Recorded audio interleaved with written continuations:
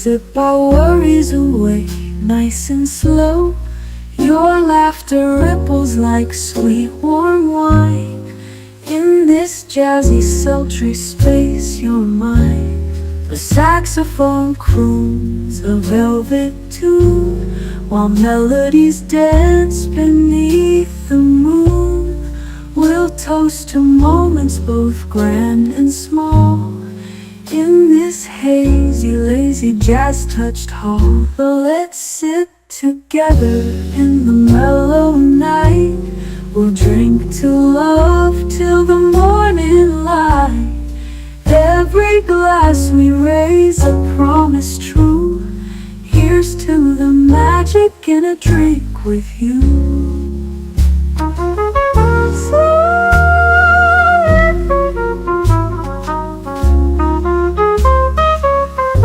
Your eyes, they sparkle with every click. Sweet rendezvous over a simple drink. We'll share our secrets in whispers low, just you and me where the jazz flows slow. The world outside fades into the mist, but here it's our own dreamy tryst. With each sip our worries drift away. Let's stay together till the break of day. So let's sit together in the mellow night. We'll drink to love till the morning light. Every glass we raise a promise true. Here's to the magic in a drink with you.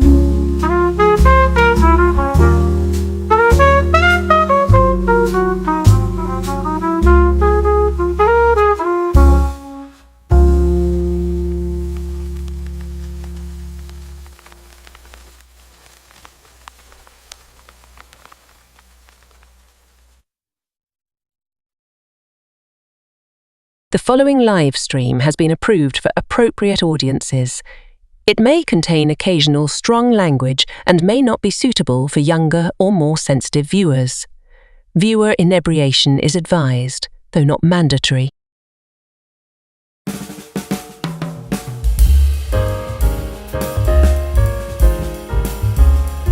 April 23rd, new Coke hits the market. July 13th, Live Aid raises over $50 million. July 19th, Krista McAuliffe is selected to be the first teacher in space. October 18th, the NES is released in America. 1985 brought us all this and more, and we received them wearing shoulder pads, neon colors, high-waisted jeans, denim jackets, leg warmers, and spandex. Lots of spandex. We're going to take you back to that summer to see some huge cinema hits and forgotten classics of 1985. So top off your glasses, get comfortable, tell me what you're sipping on in the chat, and we'll fire up our DeLorean to take you back to the summer of '85, right after I tell you what I'm sipping on.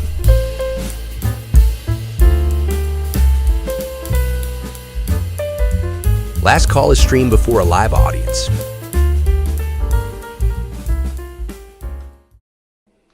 Release the Kraken. Release the Kraken! The Kraken!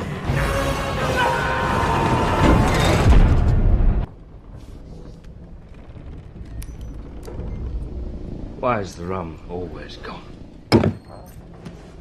'Cause I got it! Welcome, salute, and happy Friday to all of you. Hope you all are doing very, very well. Let's get this Friday going. Why not, right? Let's get the crew in here, starting with the lovely Netter of Netters Network. How you doing, my number one cheerleader? And what you sipping on? I'm doing okay. Had a little bit of an upset tummy today, so yeah, same here. It's fading. Right now I'm drinking a Rockstar Pure Zero energy drink because for some reason I'm really tired today. Well, you know what? But I'll probably end up switching to water. We didn't get our regular morning one, and I think it completely threw us both off. That happens.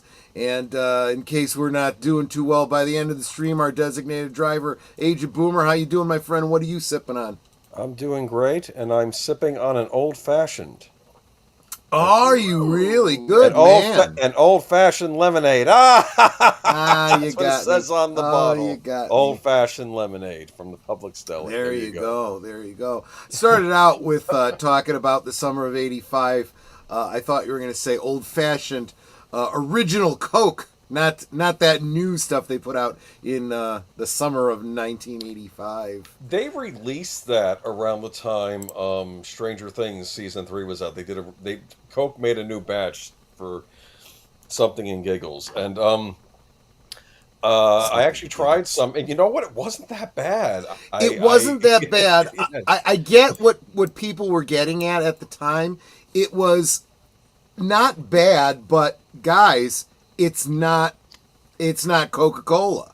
You know, if you're going to create a brand new formulation, why is this any different than all the other colas out there, whether it's Pepsi or RC or whatever else was out there? And they were like, Coca-Cola is Coca-Cola. Bring back Coca-Cola. So they brought back Coca-Cola, but as you said, it wasn't bad, and it did sell, so they put it out as Coke 2. But interestingly, and I know there's probably a business model behind this that I'm unaware of, what ended up happening is instead of it, and they sold it in all the ways that Coke sells their Coke products, but predominantly it was being sold in 2 liters, and it managed to make its way predominantly, eventually, into the dollar store market.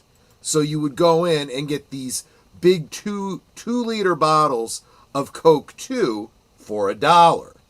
You know, and it was sitting there alongside off-brand sodas and RC Cola, which isn't an off-brand, but it does tend to go to a lower price market.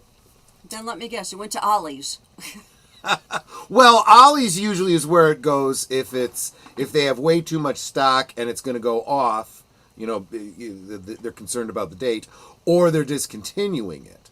And you know, back in the '80s, they didn't have an Ollie's. So, What is Ollie's selling now? Easter candy? Because they always sell sell everything. No, but they always sell the seasons when they're out of date. So I'm thinking. Yeah, that's exactly right. And honestly, you know, candy that's you know a quarter of a year out of date, still not bad. So yeah, pick it up while you can.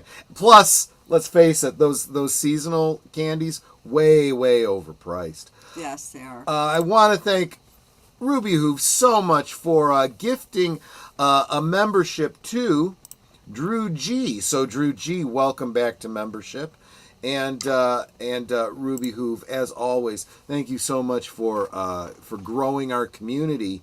You are truly a wonderful gift, not just for your gifties. I hope everything is doing well with you and yours over there.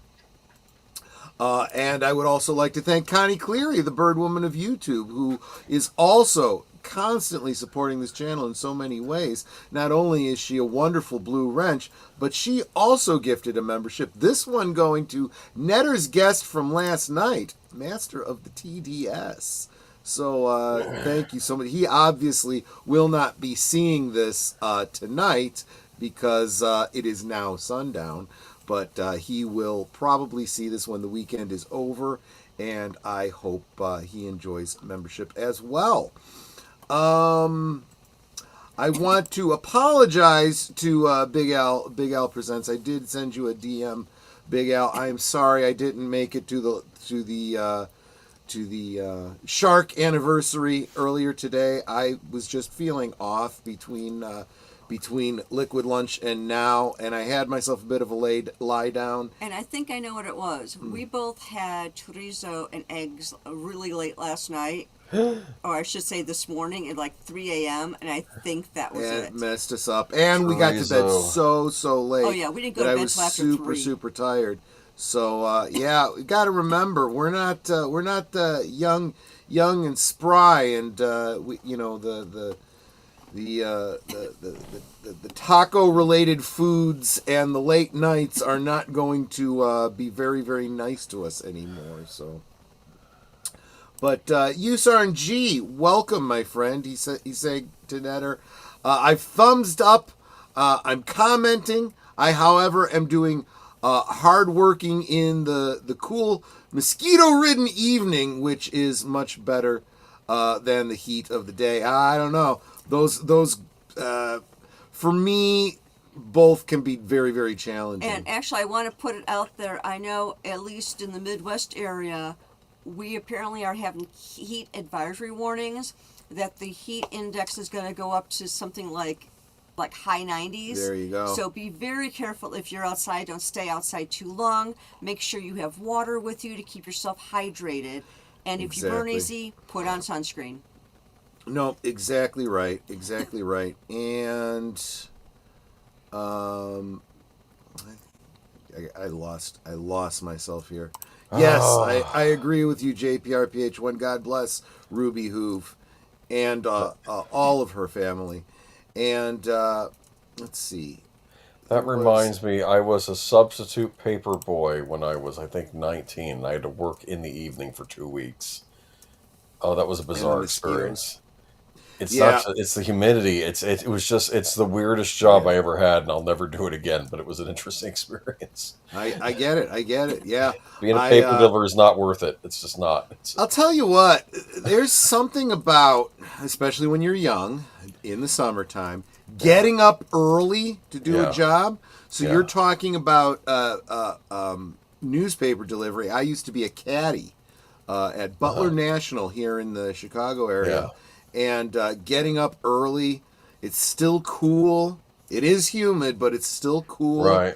But then the heat starts to really crank up, and it's like, I'll talk about my experiences as a caddy someday. But speaking of heat advisories, greetings from the Panhandle of Florida, a.k.a. South Georgia. Mark Daly, welcome. So good to see you. Yeah, are you guys having some heavy-duty heat where you're at there, Boomer? Yeah, a lot of storms too. Nasty thunder and lightning. Actually, lightning strikes. Yeah, I've been hearing about that. Yeah. Sir Torin, greetings. In answer to your MeWe DM earlier, we're going to be doing part 2 of tonight's topic next week. I'm thinking, take your time. Let's put your topic off till July, and take it from there. Basically, Troy was like, let's do all the movies of 1985, and I said, we're doing the summer, and I'm like, well, why don't we Dude, split it I into had 2 parts? no idea, because this, You're thinking summers now versus summers back then. I know. Tons of movies in one summer. I did not even realize until you sent me the slideshow for tonight. It was the movie that preceded this show over on Big Al Presents. They were doing an anniversary of Jaws. Right. Jaws was one that they didn't have a great deal of faith in, and they released it in the summer of, I want to say that one was like 75 or something like that. Oh. And that kind of started the whole summer blockbuster summer thing. Yes. And then Star Wars did so well early in the year that it stayed through the summer and got tons. Well, and that kind of started the ball rolling with the whole summer thing. To be fair, I think with Star Wars, it was at late May, right? Like May 23rd, or it was like a few days after my own birthday. And I think typically when we think of summer, we think of June, July, August. But I think the summer movie season starts a little earlier. In fact, I have ours starting tonight. Like the last 2 weeks in May, we start with, because I'm not sure exactly when I said what looks like a blockbuster, and then I'm like, okay, this looks like where the blockbuster starts, because of course. So this is the thinking behind it. Yeah. They're like, how long is this film going to be in theaters? Yeah. How do we avoid as much competition as possible? Exactly. So they push it earlier, and they're thinking, hey, if we get it in the theaters before anyone else, we get a good opening week, and then if it gets good word of mouth, then we have legs that take us through the summer. So that's pretty much the thinking, I think, behind that. David Pensack says, good evening. Thank you so much for being here. Let's see. Saying hi to each other there, which is always wonderful to see. Of course, my cheerleader is saying, while we talk about remakes with co-hosts, Agent Boomer and Netters Network, 9 p.m. Central Standard Time. Did I say remakes? That's what it says. Actually, that's not what I meant to post. Oh, actually, I deleted that one because I posted it wrong. Oh, okay. Well, it doesn't delete from... Because what it should just say is, like, share, subscribe, become a member. Which should be, like, right underneath that, like... like this one right here. Like, share, subscribe, become a member. Yeah. You had a couple comments in there kind of woven together. Yeah, when I realized I posted wrong, I'm like, what did I just put? So I deleted it. I like this comment. Sir Torrin Clegane, welcome, by the way, if I didn't say it when I talked to you earlier. 1985 wasn't that great. I wasn't even around for it. And deleted scenes also, saying like, share, subscribe, become a member. Salute, deleted scenes. But David Pedsack is saying 1985. What a glorious time to be a teenager. Peak 80s is 85, I think. I agree. We're in peak 80s now. Like, there's no doubt we are now. I mean, to be fair, I feel like the 80s became the 80s in 1980. Like, it was like blast off.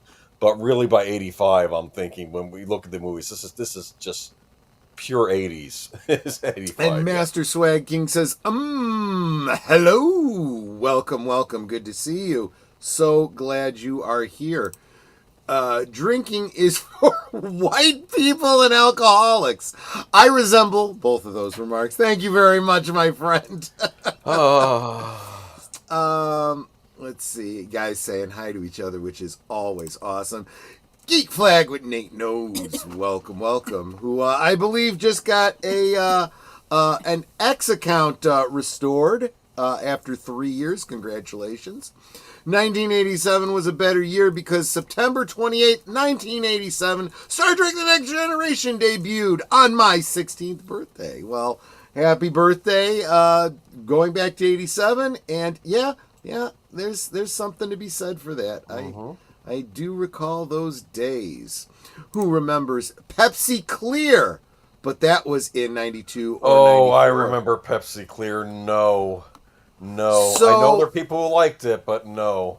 I didn't mind it. I think a lot of people, and here was my thought on it. And I was thinking about this back in the early 90s. I just did a stream. I just did a Liquid Lunch today talking about artificial dyes. Well, let's maybe start talking about caramel colors not being so great for you either. And I was already thinking back then, why do you need to specifically color the drink? You know, it's not necessary. Keep out the caramel color and just leave it be the way it is. And that's kind of how I saw Pepsi Clear. And I also started thinking how cool Pepsi Clear would be as a mixer.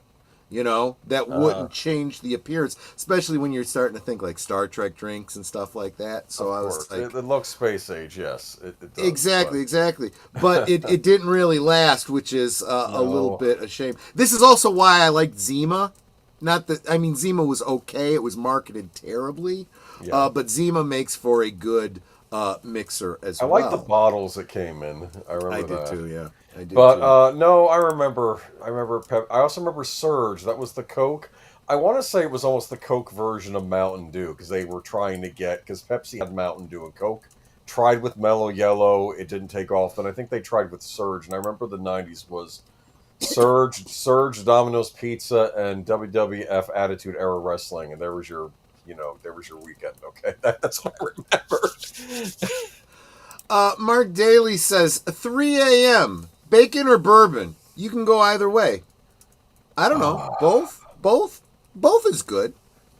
I had bacon yesterday. I had a trifecta breakfast with a Belgian waffle, sunny side up eggs, and bacon, like 4 strips of bacon. That was nice. Yeah. Mark Daly, chorizo. There's a growing number of foods that I enjoy when I eat them. Later on, not so much. I might have to start rethinking how much I enjoy them in the first place. Tim Hayes says, hail Papa Pacelli. Welcome, Tim Hayes. Good to see you. Troy, you are old. That is vintage, like a fine wine. I agree. Thank you. Let's see. Saying hi to each other, which is always wonderful. I will say that nothing compared to 100 degrees to 120 degrees here in Texas. Well, Texas is a big place, and where you are in Texas makes a huge difference on that 100 to 120 degrees. If you are more closer to the coast, you're dealing with the humidity. If you are closer inland, you're dealing with the very, very dry heat. So I don't know why people say dry heat is better than humid heat. They're both pretty miserable for different reasons, in my opinion. Yeah, Nate is having some bad storms around there. You were mentioning that earlier in the week. Please stay safe. Yeah. And last call to Troy Pacelli.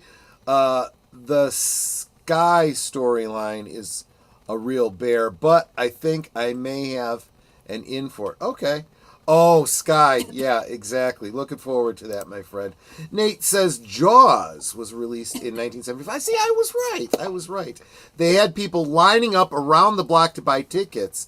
In 1977, Star Wars came out, and again, they had lines around the block, hence the term blockbuster. That is an interest. That makes perfect sense. And that's the kind of etymology that I love to find out about. But a big part of that, see, you also have to think through, why was it that prior to that, they didn't like to release films during the summertime?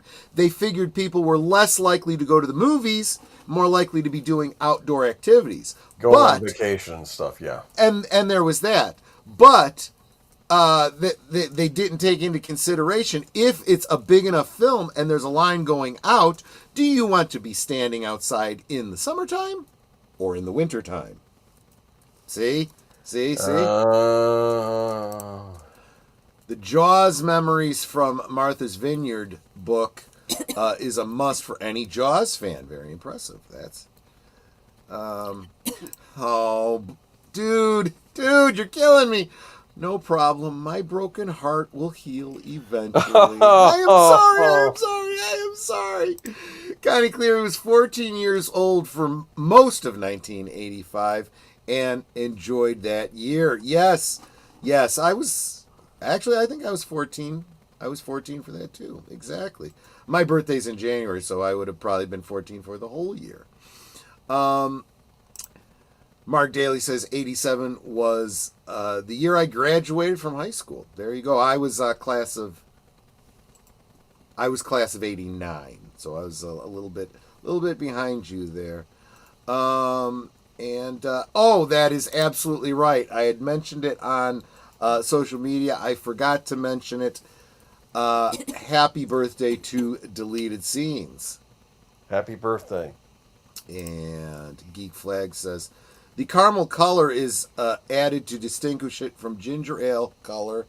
It is always there for marketing purposes. Yeah, I'm getting tired of putting additives in the food for marketing reasons. You don't know. Just stop. If it doesn't have that color naturally, don't bother with it. You know? Just don't. Just no more. I'll take the heat over the 8 months Michigan winter anytime. I hear you there. Welcome, Wade of Real Wade Nation Gaming Clips. Good to see you, my friend. LOL, I know why you did rum. Fair enough. That will bring us up to date. Let's go ahead and get into the summer blockbusters of 85. Looking forward to this. Okay, so let's go ahead and start out, and I figure let's start with a bang or an explosion or many explosions. Of course, come on, this is one of the first released summer blockbusters. We're going to start with this one. This is, of course, Rambo: First Blood Part 2. Yeah, so this was where we start getting into the ongoing and repetitive sequels, right? So No. First Blood, no what? Listen, I think this sequel's brilliant, but I'll let you speak. I'm sorry. Yeah. Okay. This coupled with Jaws, Star Wars, so many other films that came out in the late 70s, early 80s, started this trend of getting sequels. Some better than others. And in this particular case, I think this is an example of as good a movie as Rambo 2 was. It has a very, very different tone from the first movie. It takes what was essentially an action drama, Yes. and turns Rather it into serious film, First Blood. Yes, actually, if you look at yes, it. it was. In fact, they felt they had to lighten the ending because it went so hard. Yeah. If you read the book, you know, but but then it did so well. Studio pushes for a sequel, and so they continued the pivot that they had already done by actually leaving the main character alive at the end of the first movie and going, well, let's pivot into this action adventure film, which again changed the kind of the face of cinema going forward. So here's what happened. I forgot which director it was who did a Trailers from Hell on this, because that's a YouTube series where they talk over trailers.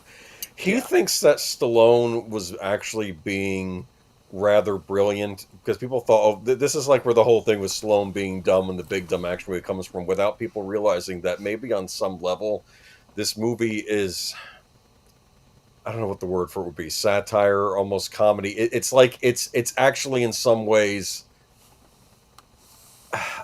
pre-parodying the action adventure thing. It's hard to explain. Like Commando is another one of these movies too, where okay, I have a confession to make. I did not see this movie in the 80s. I think Rambo must have been an HBO staple. I just didn't get around to seeing it growing up. Or First Blood. First Blood I finally caught on regular TV. I finally caught Rambo, I don't think until the 2000s, really. I think even in the 90s I didn't watch this.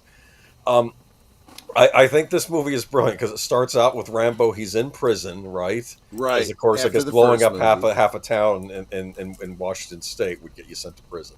And his old CO is there, right? And he's like, we want you to go on a mission and get proof whether or not there are still POWs over in Vietnam. American POWs. And this was crucial too. Again, this is a film very much of its time. We are talking Reagan era,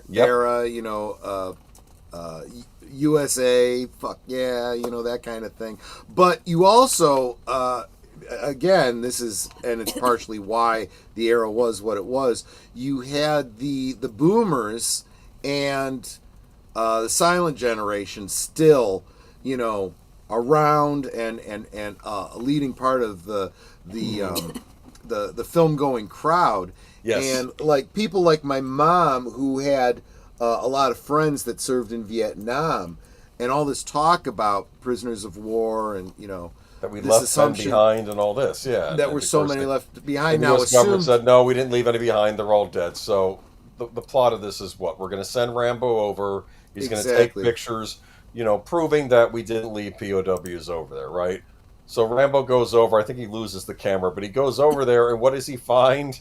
In Viet Cong encampments, he sees all these poor American soldiers being tortured, strung up, rats are crawling on them. He rescues one of them as proof to bring back with him at the rendezvous point. And then when I guess the one senator or whatever sees that, he's like, pull away. And he's like, and Rambo and this poor POW get recaptured by the Viet Cong. And basically, we didn't expect them to find anyone over there. We can't afford another scandal in this country. No, we'll just have to leave them to fend for themselves. And so then they start torturing Rambo. And then who shows up?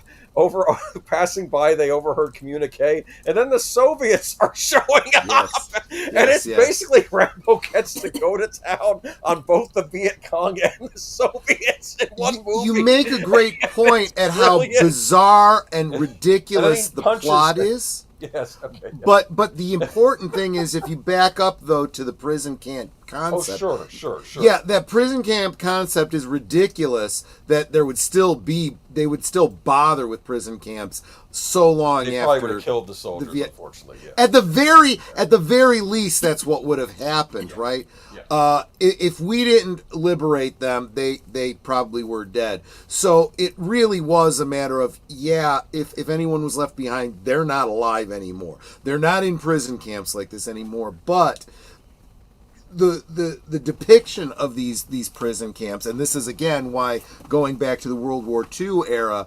veterans that were still around for movies like this, like my great uncle Ralph, he was in a prison camp like that, and it was exactly like that. What's interesting? This movie bothered him, but he was glad it existed because he wanted people to know, what people like him had gone through. I like the fact that Rambo in this movie is actually showing his heroic side. These are his fellow men at arms that the types of guys that he served with in Vietnam. They're all being abandoned by his own government, the same government that and country that kind of treated him like crap too. So he is going to go to the town to rescue these men. And there's a wonderful scene at the end where he shoots up the big fancy computer room. Remember that? Yeah. We are still dealing with, and unfortunately, this message got across, I think, to myself and my generation, of how miserably we have treated our veterans. Oh yeah. But unfortunately, it did not translate into any sort of action. We still mistreat our veterans, and we are still treating, and we're dealing with it right now. We're up until this current administration, we've been treating illegal immigrants better than we're treating our veterans. Right. So, guys, maybe go back and watch some of this. And yes, it's over the top, and it's fantasy, and it's wish fulfillment, actually. If you think it is a bit of wish fulfillment. This movie was wish fulfillment, yes. But it should spur you on to understand a very real problem. Not prison of war camps from Vietnam era, but the mentality and treatment of our veterans by our government. But let me see though. There are a lot of good comments here. Geek Flag says, I believe you served in any branch of the armed forces, whether wartime or not, you should be guaranteed a house or of your own. I know that there are a lot of public interest groups, especially if something bad happened to the soldier, like they do, but that's not the government. That's private people, sending in donations and them trying to help these families out. Yeah. There you go. Boom. As a veteran, I can attest. There you go. Thank you, Storyman Jack. But I think Sir Torrin was saying this was just this was a documentary about the day in the life of Sylvester Stallone. What are you talking about? I saw that. Which is funny. I mean, no, it's a great action movie, and I told you I grew up in an Arnold household more than a Sly household, but no, this is a great action movie. It's a great example of a great 80s action movie. It's not First Blood, nothing can be, but this was fun. Yeah. But Curtis brings up a great point. This is a quote from Rambo, First Blood Part 2. Yeah. He does say to Troutman, he goes, "This time, do we get to win?" And if you think about that first in context of the first movie and the message of the first movie, and then the implied narrative of the over the top element of this story, you could almost answer the movie itself kind of answers it. Maybe you can, but you got to earn it, and just let's take a look at this poster for a second. Schwartz. I almost said Schwarzenegger. This was the era that really started that kind of friendly rivalry between the two. This is better than the Schwarzenegger movie about this summer. Oh, okay. Oh, absolutely. But we'll get to that. this there's a reason that I set up the thumbnail for this the way we did. There were some beautiful women in the films of '85 that every teenage boy was looking forward to seeing, but Sylvester Stallone was the one that the 14-year-old boys wanted to be. Yeah. What was funny about in this movie too, he gets that the Vietnamese double agent that's trying to help get him into the country, and you almost think there's going to be a pseudo romance in it, and I'm thinking, this woman, I think I saw her in the movie Sidekicks. She looks like a super. Yes. She's like all disguised, like in her covert outfit. I'm like, this is a supermodel in real life. I'm sorry, this is not. But well, so this is I joined to get college funds and ended up in Kuwait. Shit happens, absolutely. So, but no. you cannot dispute. You did get an education. My favorite aunt's father was in Korea. Grandpa Joe was a Marine in the Chosin Reservoir. He lived into his 90s before passing away. Yeah. All right, should we move on? We got a lot to get through. Let's do it. Moving on to Brewster's Millions. A remake film, by the way. I forgot it was a remake. I don't know the original. I know this version, the Richard Pryor, where what does he find out? He's like this rich man's son, I think it is, and son or nephew. I don't even remember. Like he had a tryst with a woman or something. I don't know. And he's like, okay. It was interesting because they played the whole racial thing. Right. The ancestor, whether it's father, I don't remember, is an old white guy with a lot of money, and Brewster here is Richard Pryor. And what was it? He could either take like a settlement of like $5 million or something right away, or if he wants the entire fortune, but then he has to lose $100 million to get like the billions or something, or however much. He had to lose like a huge amount of money. It was like $10 million. If you can spend, I want to say it was $5 million in a certain amount of time, and have no assets at the end of it, and there was a lot of other writers rules. He wanted to make him sick of money. That's what he said, right? Yes. If you do it, you will win $100 million, and one of the rules that makes it very compelling is he can't tell anyone what he's doing. No. So, like his good buddy pictured there in the poster, yes, and his girlfriend. They're trying to save him from losing all his money. They're trying to get him to not spend up all of his money, that he should save it. Like he actually, in fact, John Candy, I think his character does some investment where he actually gets $10 million back, and he's like, I'm back to where I started. He's like, what am I going to do? Exactly. And then he decides to run for mayor, because what wastes money more than a political But he campaign? Doesn't run for mayor, really. He runs on a campaign of none of the above. And that's one of the things that resonated the most from this movie, was this whole casting aspersions at the political system, saying, look, both of these parties are idiots. They always have been. Send a loud, clear message. None of the above. Yep. That's what it was all about. He buys a very, very expensive collectible stamp, and mails something with it. There's a couple of bankers that were really rooting for him to lose, because they would be able to absorb that fortune if he failed. Yeah. And they see in the news that he spent millions of dollars or thousands of dollars, I don't remember, on this stamp, and they're like, oh, that's an asset. If he still has that at the end of this, we've won. Ha, we've won. And the girl delivers the mail to them, and they're going through, and there's a postcard with the stamp on it that's been canceled, and it says, having a great time. Thanks, guys, from. So it wasn't an asset. A fun comedy. You'll notice a trend tonight with a lot of fun comedies, because comedies. I think we still saw them as blockbusters. They obviously were not as high budget as something like a Rambo, but they sold themselves on the star power. That's why you go to see the comedies. You want to see Richard Pryor, and John Candy, of course, was rising at this point too. But yeah, absolutely. But moving on to, we have oh no, we won't spend too much time on this. At least we get to see Tanya Roberts, though. Tanya Roberts and Grace Jones. Grace Jones. Yeah. You know, I mean, I admire that poster, but it's just, this is not a good Bond movie. This might be... I was just gonna say, I don't actually remember Grace Jones looking quite like that in the movie itself.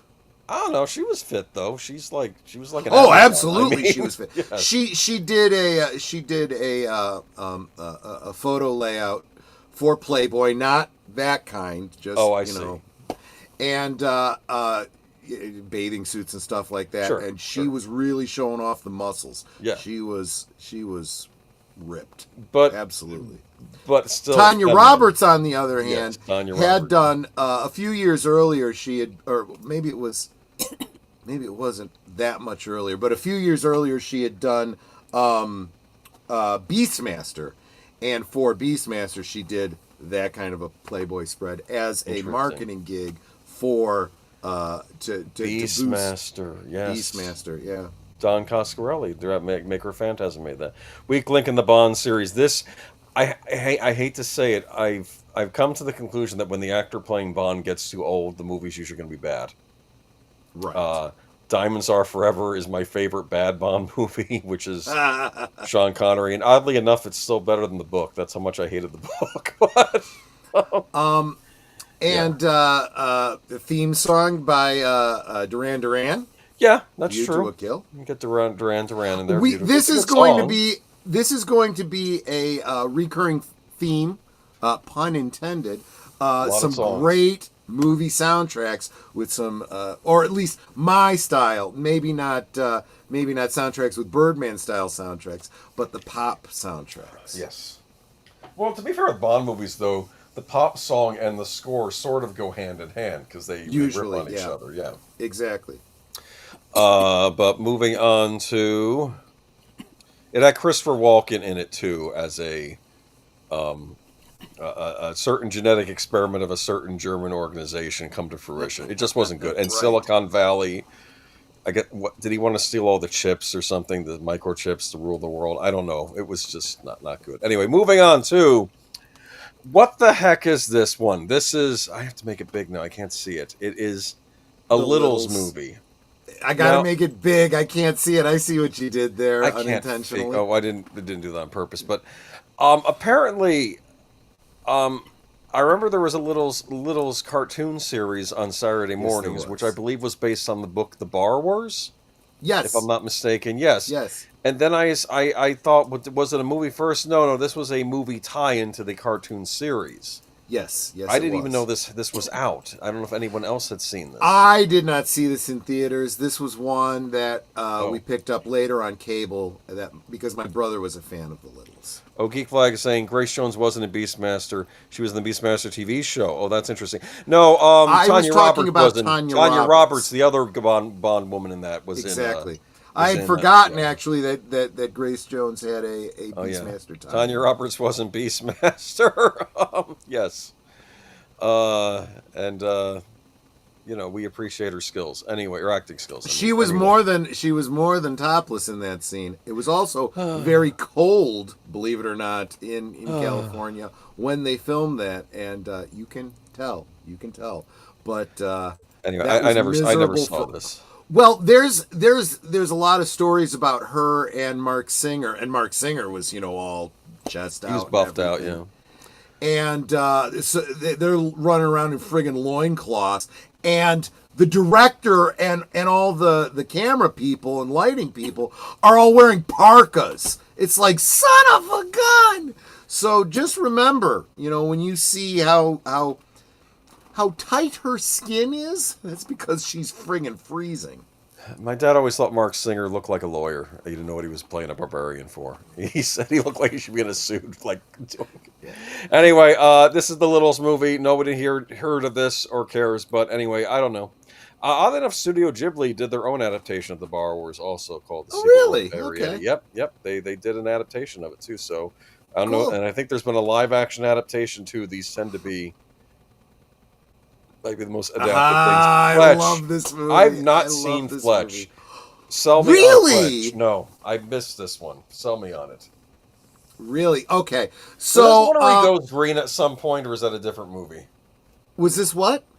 Does he like turn green at some point, or is that a different movie with Chevy Chase? I think that's a different movie with Chevy Chase. Yeah, okay. This movie played it pretty straight. He plays a detective, and it's very screwball in the Chevy Chase style. This is the classic scene where he goes to he's part of his investigation. He knocks on the door. Beautiful woman opens the door, and she's just gotten out of the shower, and she's got a towel around him. Yes, can I help you? He goes, yes, I need your towel. My car just hit a water buffalo. And that's what starts the conversation. And she was wow. She was wow.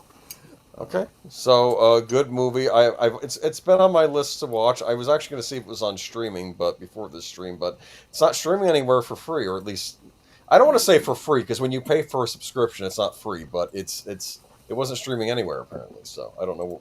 There you why go. This one's in There you limbo. go. This is why we own physical media. This is one of those ones that I think a lot of people have actually forgotten about. If you didn't watch it back then, or see it on cable, you probably completely missed out on this. And let's face it, I don't think Chevy Chase is, especially because he kind of fell off from films. I don't think a lot of people even remember Chevy Chase that well. So You missed the perfect line in his movie. which one? It's all ball bearings these days. Oh, that's right. He's got this whole bit where the car's broken down and he's pretending to know what he's talking about. And he goes, oh, it's the ball bearings. What are you talking about, ball bearings? Oh, it's all ball bearings these days. Oh, funny. Okay. You're right. I had forgotten that. There's a lot of great lines that come from this. Well, he did do all those vacation movies. Yes, he did. That's pretty much where most people remember him now is because of those. We'll be getting to another Chevy Chase movie through this thing as well. The Goonies. I did remember. I saw this one in the movies. I remember going to see this. Yes, I did too. I saw this with. I was on a date when I saw this movie. Yeah, I didn't watch the movie very closely. I remembered. I'm thinking. When I was a child, I used to argue that whenever I would see Steven Spielberg's name attached to something, if he was just a producer, I kept, it's a Spielberg movie. I would just throw his name on anything his name was attached to. I thought he was there directing it and everything. Right. But, I forgot who directed this. This was this Chris Columbus? Or no, wait, no, I don't remember who directed this. This was a Superman director. Richard Donner. Richard Donner directed The Goonies. That's right. Yes. And but again, you're right. In most cases, I would say producer has little direct control over the movie, but the movies that Spielberg produced had a certain touch, look and feel. Yeah, they had a touch. Whether he directed them or not, it still had that Spielberg film feel to it. Goonies never die, says Storyman Jack. That's right. I remember there was a line in this where Chunk is trying to call the police and they go, "No, this is like the time where you said that was it Iranian terrorists? I think he said, or was it this time where you said those creatures you spilled water on them and they multiply?" And I'm like, that was a Gremlins reference, right there. Exactly, but, exactly right. The actor who played Short Round, he's in this. James Brolin's in this. That guy has a good cast. It's a great cast of people we know now when they were kids, really. Sean Astin, I believe, too. Yeah. Yes, he was. Yes, he was. But they have to go find the pirate treasure or their houses are going to get destroyed to make room for a country club. Right? Yes. So, yes. and they if they can just find the treasure, the parents can not sign the deal, and they can keep their houses. Yes. Yeah, and this is another one of those movies where you don't think about it too hard, because I've seen a lot of videos of people tearing the story apart about, oh yeah, but under salvage law and this and that and blah blah blah blah, and it's like, shut up, that's not what the movie was. You got to suspend your disbelief. Reality and the story they're telling are not compatible. It's a kids movie. It's like a kids Indiana Jones movie. That's how I kind of. That's kind of true. Yeah. But Curtis Elliott recently watched The Goonies for the first time on Gorillas. It was a great film. I kind of wish I'd seen it as a kid. I did see it as a kid. So yeah, when I was a kid, it was neat. I don't know. You identify with all the boys with the crass humor in the beginning, right? And just you know, knocking over the statue of David and said, "Oh, it's fine." He says, "No, you destroyed my mom's favorite part," and they find and they have to try and glue it. You glued it on backwards, and it's like, it's just anyway. Yeah. Anyway, I don't know. It's good, clean fun mostly. Okay, moving on to What Is This? Perfect with John Travolta, Jamie. If you haven't seen it, we'll move on. Have you seen this? I absolutely have seen this one. Yeah. What is so great? So this was well Jamie Lee Curtis. Okay, there we Jamie go. Lee Curtis in a number of workout scenes, highlighting the fitness style of the day, and the whole aerobics craze that kind of came about. I mentioned in my opening monologue something about leg warmers, and this was definitely a film that helped promote that.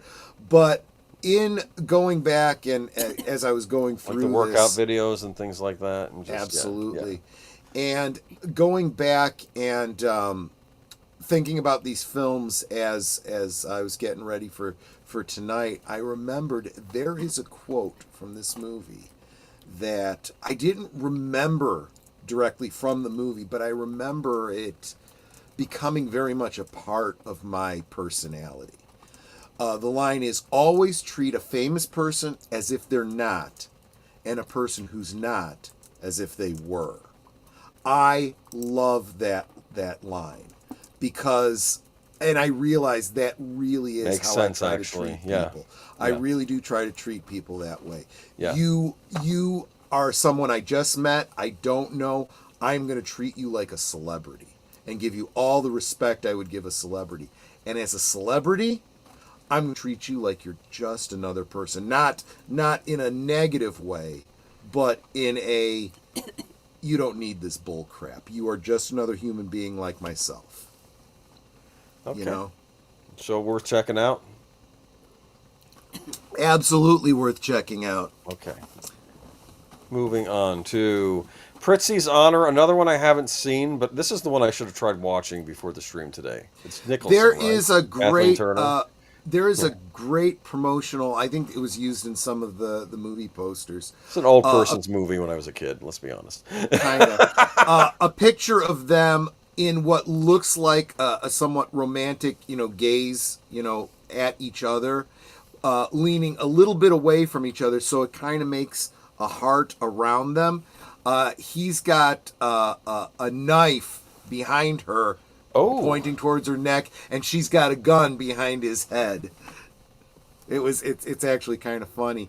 There is a certain romantic comedy to this. If I recall the storyline correctly, and I'm not sure that I do, they were both paid killers trying to kill each other, but they end up in a romance. Oh, okay. Well, I'll have to look for this one. This should. I may have gotten that completely wrong. It's been so long since I've seen it. I don't remember. Daryl. I saw this in theaters. I saw this in theaters also. I believe that this kid is an android, if I'm not mistaken. Yeah, something like that, right. He's a robot, I think. Yes. Yeah. And I think the family adopts him, and they already have a son or something, and then, like, is he an experimental prototype trying to be used for military purposes, but he's a kid in robot form, or robot and kid, robot and kid form, I should say. And I never saw this movie. Oh, is this Daryl, Geek Flag? I don't remember it all that well. I thought it was passable at the time. Yeah, it's fine. I don't think I remember anything more. What about you? Do you remember this? I don't. Is this like was this the inspiration for Data on Star Trek? Maybe this movie. I don't think so. Actually, okay. No. Well, all right, I think this came out of that whole era with things like The Last Starfighter and Flight of the Navigator and all that kind of stuff. I kind of lost it in its, I like Flight of the Navigator. But we won't talk about that tonight because it's not on the list. I do want to bring up Sir Turin Clegane's comment, though. Pritzy's Honor was, I believe, the penultimate film in the legendary career of Jack Nicholson. I should watch it. No, John Huston. John Huston. Oh, I'm sorry. John Huston. Okay, never mind. Yeah. Okay. I'm seeing things that aren't there. Moving on to... That's because you're a boomer. Secret Admirer. I think I had told you to watch this, as I recall, and you did. A while back. I did, and I don't even really... I don't remember it either. Oh, right. I do... Well, yeah, you say Lori Loughlin. It's a fun 80s teen comedy. I mean, it's not a John Hughes, but it's not bad. C. Thomas Howell yes. and Kelly Preston is the other female lead in this movie. Yeah. Apparently Geek Flag had seen Daryl over and over again on cable. Okay. Yes, that it was in the rotation. Lee Wallace, of course, Lee Wallace. Wow, and Fred Ward, whom we lost not too long ago. This was once you got me to watch this again, I did remember seeing this. I did love this movie, and it's available for free on Tubi right now. It's weird, the poster. What does it say? Sometimes it hits you like...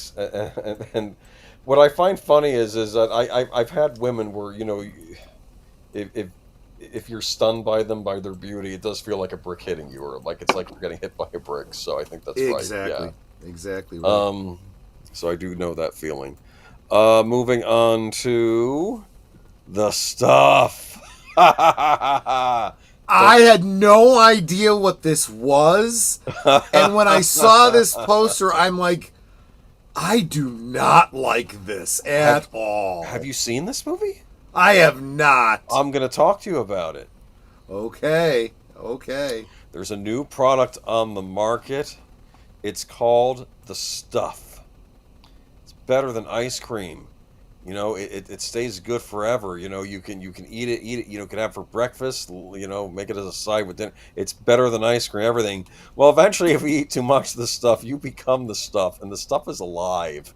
It's almost like the Blob. It's. I haven't seen it for years. It was creepy but kind of comical, and it's all about, you know, like this. Because back in the '80s, wasn't there always some new fad food that came out that everybody had to launch onto? Yes, like frozen yogurt. I think frozen yogurt was a big thing in the 80s, right? It was. And I feel like we need to get Robert F. Kennedy Jr. Looking into this stuff. Want to say hi to Decepticon's Cave of Collectibles. Welcome, my friend. We're talking the blockbuster films of 1985. I remember in this movie, the kid is like, I don't want to eat the stuff, and the parents, and this is like, eat the stuff. Eat the stuff, and you know, it's like this, like Invasion of the Body Snatchers, but with food. And then eventually, I think people, if they eat too much of it, they just get absorbed into the stuff and become. I'm sure this was a bit of its time. It was a little bit consumerism and gluttony and so forth. I'm sure, but this poster. Think about this for a second, Boomer. Think about it for a second.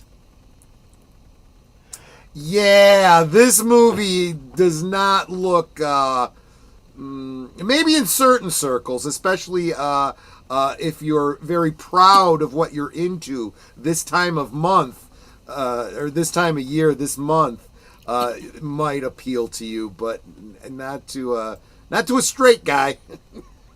Geek Flag mom didn't let him rent it. She saw the cover, said no. This would happen to kids all the time in the video store. Maybe we should call it video stores on good old days on Sunday. Well, maybe your mom saw the same thing I'm seeing and going, This does not look in any way appropriate. Apparently, Brennan Teno talks about it. The review is well worth it, but I haven't seen the film itself. I think it's worth checking out. It's not bad. Oh, look at that. The stuff is getting a 4K limited edition from Arrow Video soon. That I might have to look into. Thank you, Deepensack. Wow. I'm sorry. I enjoyed this movie. It's weird. And this one I didn't watch until a few years ago. I actually... Apparently, the tagline is, you can never get enough of the stuff. No, but it's weird. It's how, like, it's basically, it's kind of a knock on food fads. And about how people keep pushing the food fad on everybody. And I don't know if there's a modern equivalent to this, but like I said, the 80s, there's all sorts of stuff they would push, right? There's always the new product or whatever. But yeah. This was just, it was fun. Kind of like the Blob, but you're eating the Blob and then you turn into the Blob. Cocoon. Oh boy. This one was one that I saw again in the theater. I went with my grandparents to see this film on a Wednesday. Interesting. Yeah. I did see a number of films with my grandparents. Rocky 2 was another one that I had seen with my grandparents. These summer movies, oftentimes I would see them as matinees with my grandparents because they had the day off. You know, again, I was staying in Ohio with my family at my uncle's marina, but the Wednesdays were the days that my grandparents had off. So I would go early in the morning. I'd go with my grandmother. She got her hair done. She'd buy me a sweet roll and a comic book. And then if she had any shopping to do, I'd go with her shopping. And then in the afternoon, we'd go out to lunch. And we would take in a matinee if there was anything good playing. And Cocoon was one that looked good, not just to me, but my grandparents thought it would be good too. And turned out they did like it. Mostly because they liked, the people that were in it. They knew the people that were in it. All the old people. All the old people, yeah, exactly. Yes. And there are aliens in this movie, right? And does Steve Guttenberg have a relationship with one of the aliens, not realizing she's an alien? At first, he doesn't realize she's an alien, but once he finds out she's an alien, he doesn't mind so much. Okay. And I think this was all like the aliens were going to take the old people away, but kind of give them a new life on another world, right? Exactly. At the end, and Brian Dennehy's in it, as I recall. And this is another one of those. People wanting to take advantage of the technology and the benefits of these aliens, and Brian Dennehy, absolutely. The thing was, this was one of those, and we see it in modern urban legends today. This idea of the alien wearing a human skin, like he pulls down his eye and you see the light coming under it or something. Yeah. Exactly, and of course this same kind of concept with V, the lizard people with and then of course that becomes part of the. So the aliens aren't malevolent in this; they're actually trying to. No, they're absolutely not. People. Yeah. And it's another. It's kind of, there's a little bit of an E.T. element to it. Where trying to take this benefit from the aliens is actually hurting them and killing them, and you've got the protagonist trying to, let the aliens go, let them get out of here, and it does become a situation where, at the end, the older people are given an opportunity to go to the aliens' world, where they could continue to receive the benefits of this youth-giving energy. But when they say goodbye to their family, it's literally the same kind of goodbye as your grandparents are dying, because you're never going to see them again. And they're going to a wonderful place where they'll be young forever. So it's like heaven, basically. That's basically going to heaven. And the aliens are angels. That's exactly it. Real quick, I want to say hi to Adega Outlaw, who's joining us right now. Thank you so much for being here. This was a film that was a great character study. Yeah. You're absolutely right about that. So true. This is one of those ones that I feel like from 1985 was an absolute lost classic. Yeah. But you know what, Boomer? I think before we move on, I need to go to a commercial break. I need to refill my glass. Do it. And I need to, unfill myself. So I will be right back in 2 minutes and 20 seconds. Okay. You are watching Last Call, streaming every Friday night at 9 Central, 10 Eastern. Come on in, pull up a chair, and have a drink with us.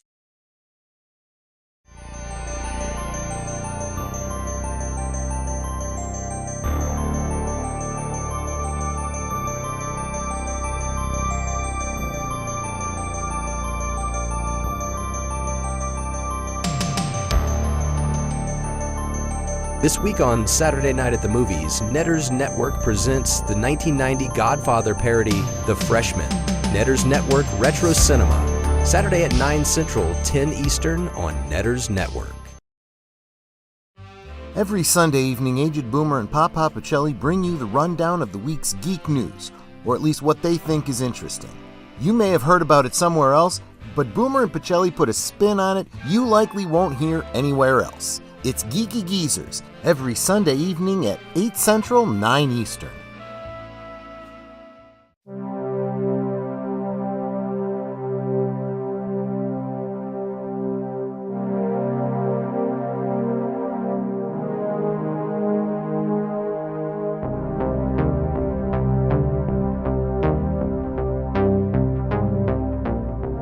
This week on Live from Sparkwood and 21, we'll be taking a deep dive into the dark depths of the unfathomable David Lynch film Mulholland Drive. Join us this Tuesday at 7:30 Central, 8:30 Eastern on Deleted Scenes and Affiliates.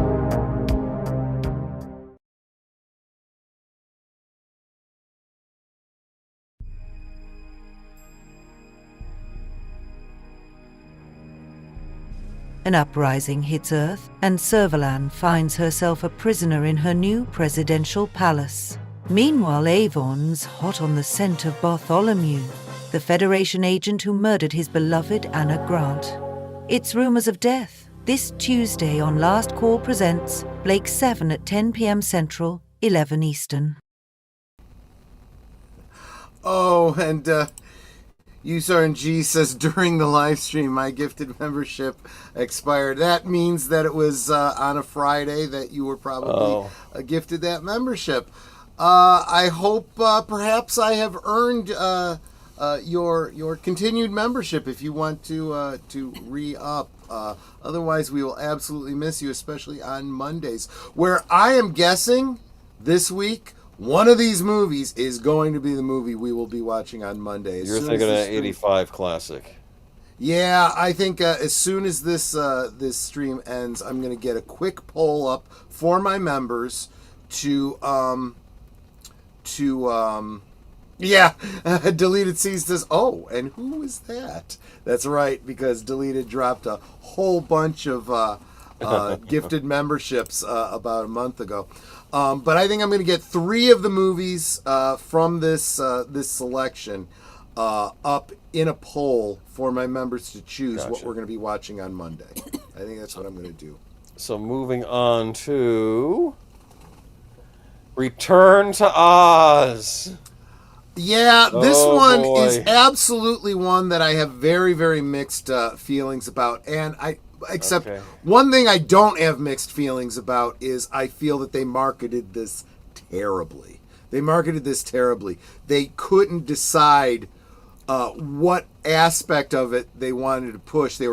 This is marketing. Absolutely, you've got to make a choice. If you try to skirt a line, and you're going to upset everybody. They could not decide if they wanted to imply that this was a sequel to the original Wizard of Oz, or if this was a return to the original source material, if this was meant to be something in that spirit of the original, or if it was supposed to be something else. I have to post Connie's comment. I'm sorry. Yeah. Oops. I was going to do it too. Yeah. Okay. I do not like this one.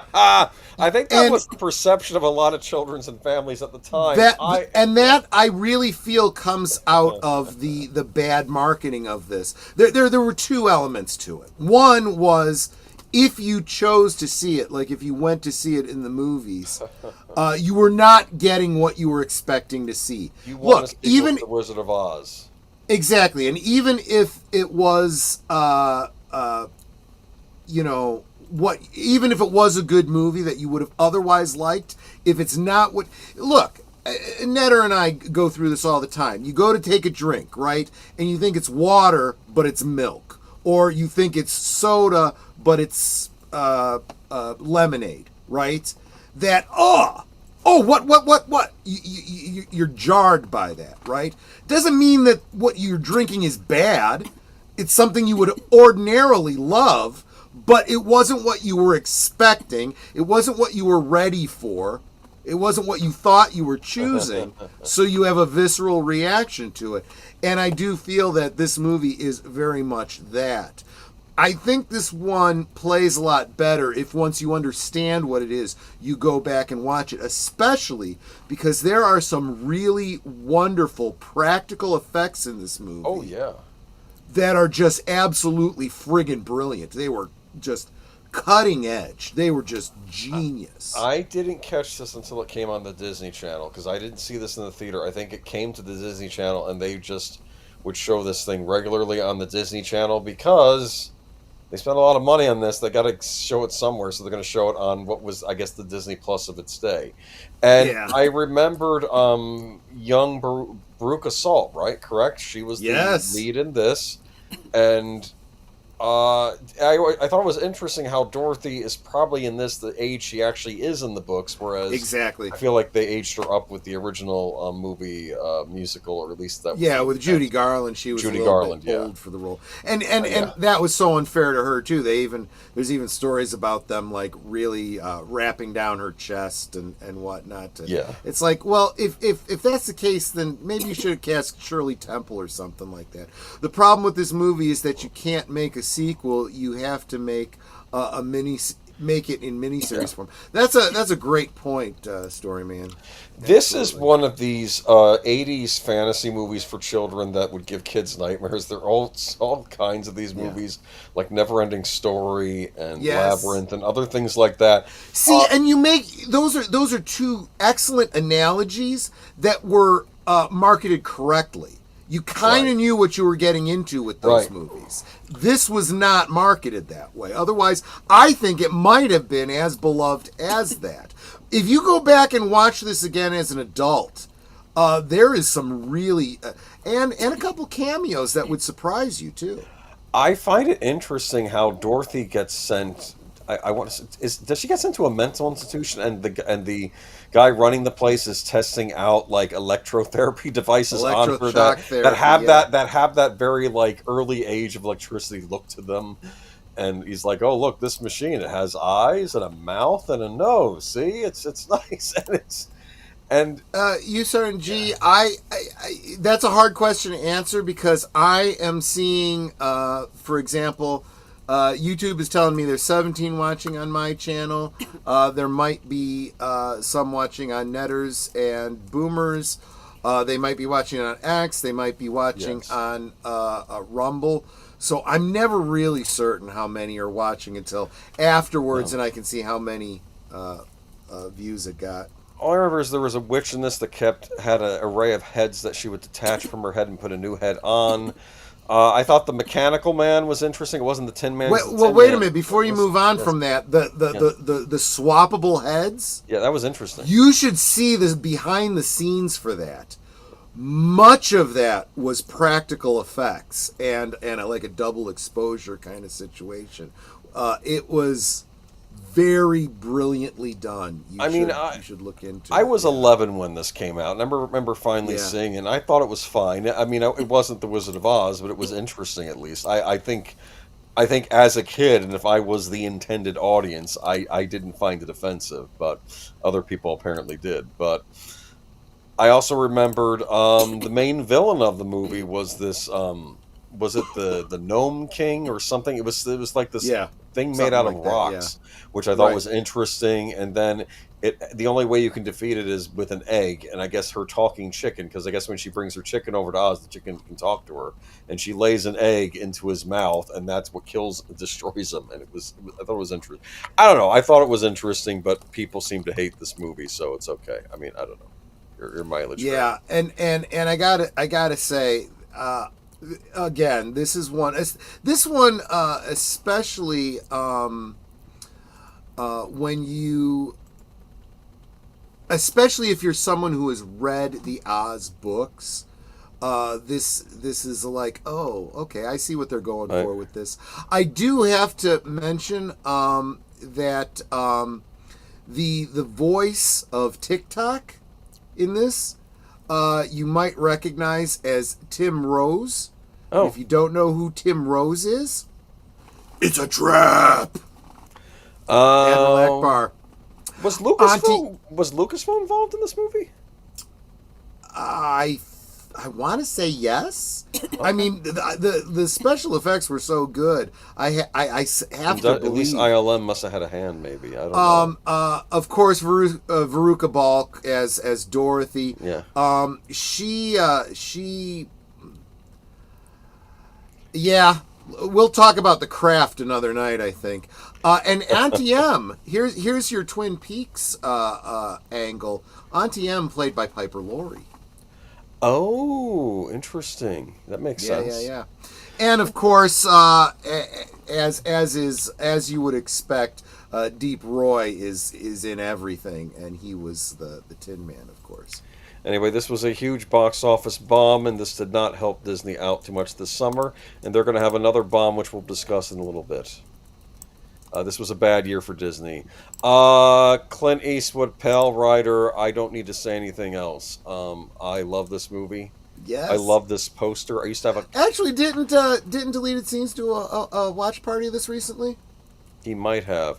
I think it's a brilliant later Eastwood Western. Frankly, if you want an introduction to Eastwood Westerns, if you don't feel like going to his earlier stuff, start with this one. This one's good. This is a good starter Western if you want to learn what Eastwood was all about in the Old West. I do love this poster, and Hell came with them, and it looks like that Old West parchment, and how the images are kind of coming out of it. I used to have a copy of this poster hanging in my room, but then the flood happened and I got rid of it. But it was not an original. These were great. So this was back when almost all movie posters were hand drawn. Yeah. And so you'd have a canvas where you would do the background rust, staining, and then you just go over with a penciling to do the imagery you want, and then you go in, and it's almost like doing a comic book. You go in with black paints to finish it, and nowadays, sadly, this is now being done very, very easily, cheaply, and quickly by AI. Not good. One of my favorite parts of this movie is when he shows up. He needs a place to stay, and the wife of like the gold miner, because they're gold miners. They're like, oh, you're gonna let the strange man stay with us, and then he comes out and he's wearing a collar, and he's like, oh, I didn't know you were a preacher. I'm sorry. Sit down, and they have him say grace and everything, and it's like he's a preacher, or isn't he? That's what you don't know in this movie. Yeah. But what's fascinating about the evil guys, the evil like land baron or whoever in the town that wants to run the gold miners out and get the gold, he's let's go talk to the preacher. Hey, preacher, why don't you work for us? Well, we'll give you some money. Start a big. Oh, well, then I could get a nice big church, couldn't I? And then he's saying all these things that like they're corrupting him, like what it would do to me and what it would do to the congregation. So because they don't like him, because of course a preacher might give these people a fight to fight back, and they don't want him in town, because and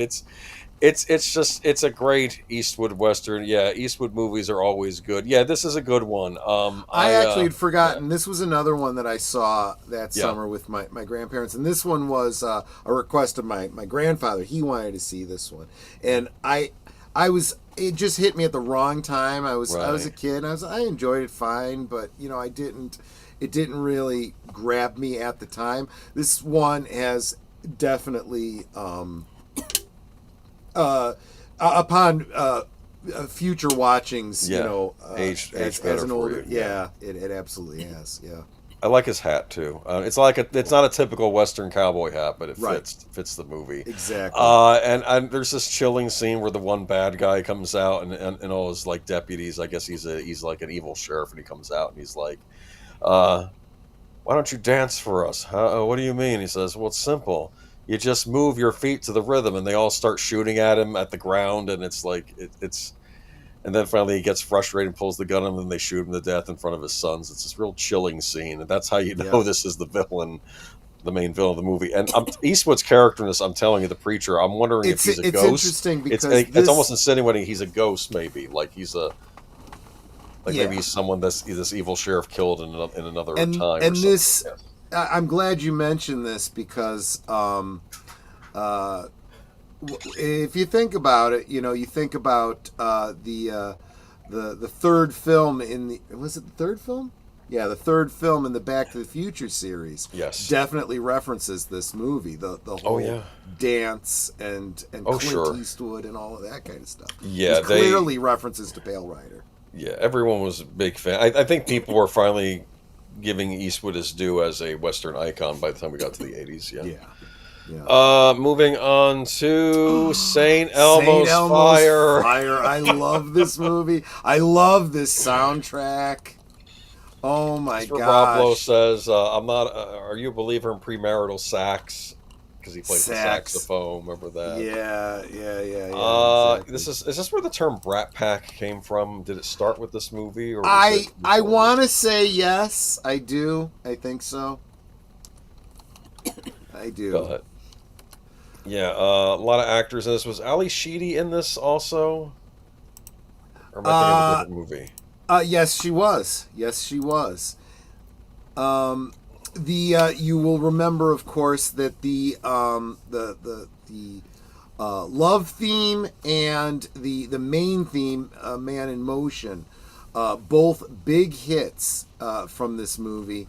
The love theme from St. Elmo's Fire was, of course, written and performed by David Foster. The Man in Motion was written by John Parr and David Foster, and of course performed by John Parr. These were huge hits on the radio at the time. I realize as I look through the list, most of the songs I know really well because I had the soundtrack and listened to them over and over and over again. But most people wouldn't know them because they weren't released songs that were big on the radio. You know, like Save My Life, This Time It Was Really Right, Shakedown. That was a Billy Squier song. I mean, these Respect by Otis soundtrack. Redding. Yeah.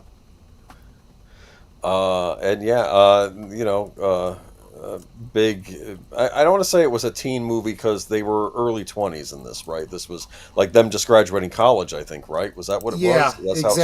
How it started? It was this whole thing about really childhood is over and now we got to be adults kind of thing. But this was a huge vehicle for Demi Moore, Andrew McCarthy, Emilio Estevez, Rob Lowe, Ali Sheedy, Judd Nelson, Mayor Winningham. You remember Mayor Winningham? Yes. Yeah. Half these people were also in the Breakfast Club. Oh, yeah. Okay. Yeah. That's true. That's why they were starting to be referred to as the Brat Pack. These kids that are in all these movies together. Yeah. Yeah. God, I love this movie. Yeah. So moving on to... in a way, I felt like St. Elmo's Fire was like this spiritual precursor to The Big Chill. Oh, that makes sense. Actually, it was like the younger version of people that would. Now you have the yuppie boomers and Big Chill. Exactly. Right. Good double feature there, maybe. Right. Back to the Future. I did see this in the theater. This was a big deal. Robert Zemeckis. Was this I'm trying to think, was this the biggest movie of the summer? There are a lot of big ones this summer, but I remember it because it wasn't quite what I expected as a kid, because I was almost expecting more fantastic stuff in it, because it's basically about a guy from 85 and he time travels with his time machine back to 1955 and all the little quirks there. I would argue these movies become more fantastic in the sequels, and that's sort of where they lean into that more. But there's still interesting stuff, like he could vanish from history if his parents don't get together, you know. And this was also more character driven and story driven. It was predicated on the premise. What if I were to go back in time and meet my parents, you know, when they were my age? You know, would I be friends with them? Would I get along with them? That was the original concept, and that really bears out in this one. It's very, very interesting. It's way more about the characters' relationships and interactions, and the impact that has on both of them. You know, but because there's that time travel element, it's also how does it end up changing history? This is a huge nostalgia thing for people from the 50s. And I've told this story before, talking about Back to the Future. Saw this one with my mom in the theater, and I got a lot of her doing a lot of reminiscing about and telling me stories about when she was a teenager. Because it was true to the period, the 50s. Yes, it absolutely was. I don't know. It's funny because he's like, I want a Pepsi free, and he's like, if you want a Pepsi, you're going to pay for it. Remember that? Which is a joke that is unfortunately very much of its time. Because there was something called Pepsi free. Was that a version Pepsi of free? Pepsi? It was. Yes, it was a sugar-free Pepsi, but it wasn't 80s. Diet Pepsi. And I think it was when they were starting to introduce different artificial sweeteners. And it was a slightly different formulation. I do remember drinking it, and I do remember liking the taste of it.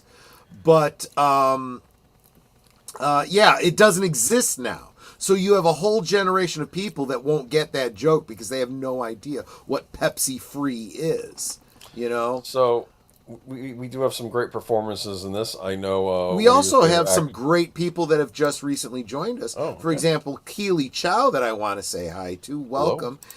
And FKHC 2005, whom we lovingly refer to as Tim. Tim?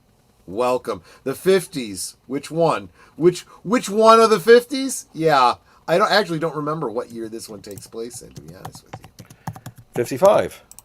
Oh! That was the other aspect of it. Pepsi Free was caffeine free as well. So it was both caffeine and that's the other interesting thing about about colas. Most people don't realize this, since they no longer make cola with a cola extract.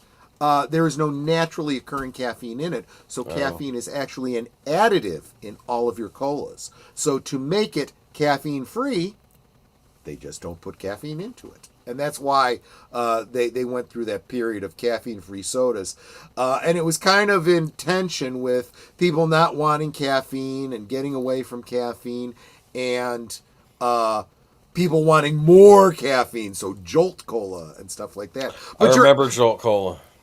But Mark's point is also incredibly important to the joke, because he says he wants Pepsi free. He wanted a tab, but he can't have a tab unless he orders something. He goes, just give me something with no sugar in it. Did he say no sugar and no caffeine? Or maybe it was just no sugar. Yeah, it was sugar. But and so he gives him some soup, because there's no sugar in the soup, right? So Leah Thompson's in this as Marty McFly's mom, both in the present and in the and let's face it, you know, if Leah Thompson was your mom, you'd have some Freudian problems too. Anyway, you're covering everything that I missed while trapped guarding chemical weapons on Johnson Island. Thank God my dad recorded Live Aid for me and sent it out to us. 85 was a blur. Interesting that you say that. I did mention Live Aid in my monologue. So which of the two venues did you get to see? Did you get to see this side of the pond or that side of the pond? I'd like to know that. And welcome to the show, Joe's Atmosphere. I mean, you have Thomas Wilson as one of the great movie villains, Biff Tannen. Yes. As far as I'm concerned, just in the 80s, one of the best 80s villains, and 80s had great villains. He was brilliant. He absolutely Crispin Glover plays George McFly. Do you remember the scene in the movie where he hooks his Walkman up to his ears and says, "My name is Darth Vader. I'm an extraterrestrial from the planet Vulcan." And then he says, "If I don't ask her out, he's going to melt my brain." Remember when he said that to Marty? And he's like, maybe we don't tell anybody about the brain melting part, right? Yeah, I think so. And of course, we have the great Christopher Lloyd as Dr. Emmett Brown, who is a genuine mad scientist in the classic sense, absolutely, with the puffy white hair and everything in the lab coat. I love this movie. In fact, I think this series is probably the best thing I've ever seen about. This is probably the most analyzed film. There's a lot of great content that people have done out there on YouTube about this movie. One of the things that people try to pick apart is why is this old scientist and this teenage boy friends, but the whole time aspect of it just makes it very clear. It's a predestination paradox, you know. That's what it is. There's nothing. It's because Doc's got cool stuff, and Marty's interested in cool stuff. Exactly. Yeah, and Marty's not a snob. Other people in the town might look at him as a weirdo, but Marty, he's the one whose dad's still getting bullied by Biff, and you know I think they're one of his siblings or his uncle is in jail, I think, and all this thing. Yeah. So he's not going to be judging Doc Brown like the rest that of is actually does. A great point that I kind of overlooked, and it goes back to that quote that I mentioned about treat famous people like they're normal people and treat normal people like they're famous. He treated Doc just like he was anyone else. He didn't go in with any preconceived notions, and I feel like that's a story element that you get by implication, but you actually have to think about it to realize that. Yeah, but great classic 80s movie. I'm sure y'all have seen it. If you haven't, watch it. And the sequels are great, too. In fact, it's my opinion, one of the few trilogies that is actually good start to finish. But you can actually watch this movie by itself or get this. Back to the Future predicted a certain day in September. That's interesting. No, I remember seeing this on the big screen, and when the sequels came out, that was a big deal too, but that'll be a topic for another time. Mm-hmm. Let's keep moving. We got a lot to get through still. I have not seen this movie. What the heck is it called? The Emerald Forest. Is that what it is? Yeah, I think some kid gets kidnapped by a tribe in another country and someone has to go rescue him because he's to coin an un-PC phrase now, he's gone native or something, so he has to exactly. That's exactly what this movie was. I don't remember if I even saw this or not. Okay. To be honest, I remember there was a scene where he's feeding Doritos to ants. That's about all I remember. Okay, moving on. I probably shouldn't have put this in here, but I'm trying to cover everything. What is this? Sonja. Oh, Red Sonja. No, you didn't like this movie? Dude. She is dead. There's nothing you can do for her. So I don't know too much about the lore. My understanding was that this was intended to be a Conan spin-off, but they didn't have the rights to Conan. Yeah, they didn't have the... Okay, here's the deal. I think Red Sonja is a character created by Robert E. Howard. I think she does show up in a couple of Conan stories, and then from there, Marvel Comics made her own spin-off series, and it's probably one of these things where... You know, you get the rights to Iron Man, but not the Spider-Man sort of thing. You know, so they probably got the rights to do Red Sonja. I heard, and this was from Joe Bob Briggs's Monster Vision when it was on TNT. He said that what happened was Arnold showed up on set one day just to see what was going on, and they cast him there, even though he wasn't really even supposed to be in this movie. Oh wow! I don't know if that's true because I watched this as a kid. I'm like, well, that's Conan because he's wearing the barbarian garb. It's at one of these Conan-esque worlds, probably Hyboria, where you have an evil I suspect that that's the excuse they used, but I'll bet that it had to be more. We can't use Conan. We can have a different character and have him played by Arnold Schwarzenegger. Yeah. So we basically have Conan. It's like the ballerina movie that came out this summer where John Wick shows up in it, but he's not the main character, except they didn't have just Keanu Reeves show up in a different movie playing a different assassin. Maybe. I guess that'd be the equivalent. Okay, anyway. Yeah, I don't know. I remember the one scene in it where the large guy says, "Brytac, let me through. I need payment. How much? Oh, it's the tender kind that all women must pay to Brytac." Remember? And then you had the little kid that was stuck up, and he's like, he's spoiled. Remember that? And yep. I don't know. I remember there was one scene where there was this wizard doing. Actually, this was a violent picture, though, as I recall. Oh yeah. There's this scene where some sorcerer is like cutting Red Sonja by gliding his knife over some stone or something across, and she goes over and cleaves his head off. I think. Yeah. I don't know. It's okay. I'm probably being too harsh on it. What did the chat think of it? Well, right. This is what I was saying, Mark. They It's the couldn't call 80s. him You didn't Conan. have a He ton of wasn't. fantasy He movies wasn't back then. literally Okay. Conan. He was effectively Conan. Yeah. Is what I was getting at. Yeah. And Bridget Nielsen, right? Yep. As Red Sonja. Red Sonja is a character. This from was another Conan. one that. Oh wait. This you're gonna hear this as a recurring thing. To market this film, Brigitte Nielsen did a spread in Playboy. It was very, very common in the 80s. Red Sonja is a character from Conan, and this movie was supposed to be a sequel to Conan, but they didn't have the rights, so they had to rewrite the story and make his character someone different. No, Exactly. it's bad, Cecily. Yeah, yeah. It might be one of these bad movies people still like. I think, too, let's be honest with you. You're into D&D in the 80s. You like reading fantasy books. Yes. You're gonna gravitate to anything that's passable fantasy. This was really big among that kind of a crowd, and this was definitely an inspiration for that whole high fantasy kind of thing.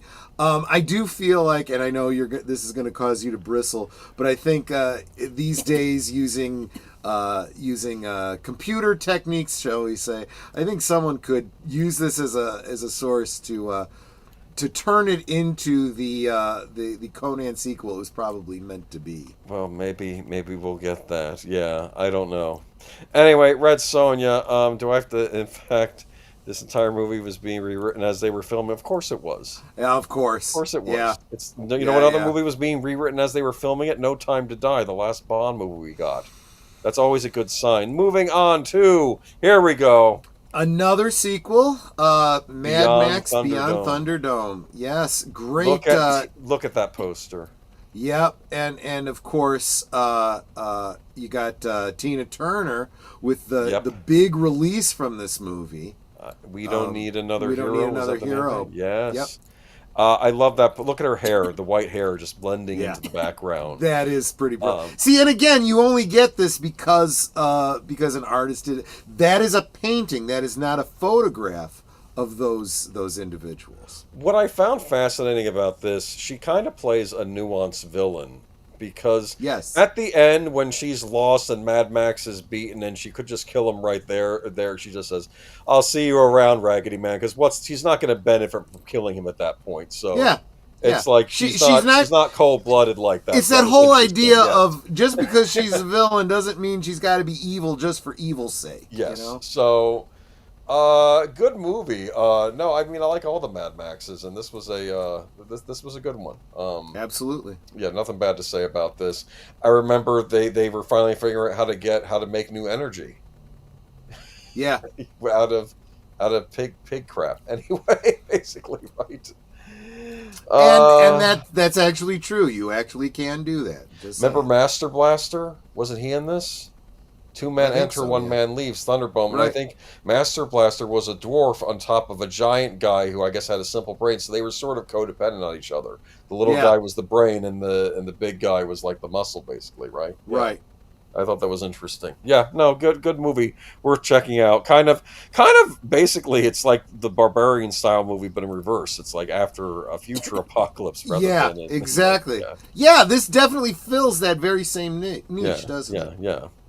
So yeah, check it out. Mel Gibson was in that. Yeah. Moving on to Silverado. I need to rewatch this. This was another Western of the year, which I think is actually rather good. I think Kevin Kline is in this. Who else is in this? I think Danny Glover. Is Jeff Goldblum also in this? Or am I thinking of somebody else? Oh, I actually don't remember. Let me see. It's a good Western from what I recall. I need to just rewatch it. I might rewatch it this summer sometime on a weekend. So Silverado, I remember it was fun. We got let's see, Kevin Kline, Scott Glenn, Danny Glover, Kevin Costner. Oh, Costner. Okay, that's what I'm thinking of. All right. Yeah. John Costner Cleese was always in in this Westerns. movie. What? John Cleese was in this movie. Oh, that's right. He was interesting in this movie too. This and was a good Roseanne one. Arquette. Roseanne Arquette. I think she was the damsel in distress. I would assume, right? I would imagine. Yeah, no, worth checking out. I think a little less serious than Pale Rider, but still fun. This was back when the westerns were all the cowboys were wearing those trench coats. That was the big thing at the time. But yeah. But it's Kevin Costner's first big film. Yeah, Costner, of course, is known for either his baseball movies or his westerns. Those were the two big things he's done over the years. In fact, I would argue that Yellowstone is probably another. It's a modern western if you think about it. What is that? That's Explorers. Remember Explorers? I actually don't. Ethan Hawke and River Phoenix. Let me remind you what it was about. You had to have seen this. It's about the one kid. He's named Wolfgang. He's very smart. His mother's weird. I think she's German, and like he's basically inventing a type of spaceship where they can build a spaceship and put a transportable sphere around it to levitate it off the ground into space, and then they run into aliens. Don't you remember that? You did not see this movie? I did not see. Well, you know what? There are movies I missed on this list too. You might like it. I remember not liking it as much but it's another one of these kids on bikes movies, and they're going on an adventure. It felt a little more mature than Goonies, but felt a little more mature than Goonies. They do run into some aliens, and I think they run into alien teenagers, so it's kind of funny. So they're running into their counterparts, but they're aliens, and it's like that's interesting. And like you realize the alien teenagers aren't so different from the human teenagers in some respects. So that is interesting. I might have to look into it. Yeah, it's called Explorers. Okay, you can check it out. Not sure, but jumped over here. Okay. Always wanted a trench coat because of those Western films and the Untouchables. Yes, trench coats were big. The Coca-Cola Kid. I've not seen this. My sister is a fan of this movie, though. Have you seen this? I did, but I don't remember. I believe it's a salesman trying to introduce Coca-Cola to, was it Australia or some, place that never had it before, I think. I just remember that I thought that the female lead, the Italian girl, was really cute. Okay. All right, moving on. Let's keep moving on. We've got a lot of movies covered. Day of the Dead, boom. George Romero's Day of the Dead. I do love this one a lot. Do you like it? Of course I do. This is a classic. Because of rights-related things, this is one that has been remade in many branching ways. Oh, no. I think we did a whole stream talking about the many branching ways of Living Dead movies. Yeah, well, they did some really terrible branching one of this that was on Netflix. I think it was called Day of the Dead Bloodline, and it was horrible. And I have all of the versions of this and its sequels because I'm a completist and a little bit of a masochist, and I do recall that the remake of this was actually one that was really good, but this was a classic. Bud stole the show. Yes, Bud is our tamed, or as tamed as a zombie can be, zombie. Who, I forget the actor who played him. He's the one that played Lex Luthor on Superboy, though. He played Bub the zombie in this. That's right. Find out that actor's name. I think he's been on Star Trek too. He's a good actor. But this movie is basically, I think, a few months after the outbreak happens, because I think Dawn is a few weeks, and then this is a few months after the outbreak has happened. And basically, civilization has collapsed. You have these army people living underground in an abandoned mine somewhere in Florida. Hope it's not below sea level. Just a joke. But maybe they're more inland. But it's kind of funny because they talk about going to Fort Myers, which isn't so far from me. Sherman Howard, that was his name. Okay, yeah. And they go to Fort Myers, and that's a city that actually got really messed up in Hurricane Ian. But they go there, and they're just calling out on this microphone, "Hello, is anyone there?" And then suddenly all the zombies start slowly crawling from the town. And then you hear this horrible, and the pilot, who's this Jamaican guy, is like, "Listen, it's a dead place. No one's here." And it's like, what are they going to do? But the scientists are busy. One scientist is trying to figure out a way to reverse the zombification or figure out a way to kill them better. And the other scientist, who's known as Frankenstein, he's trying to figure out, can we tame them? Can we train them?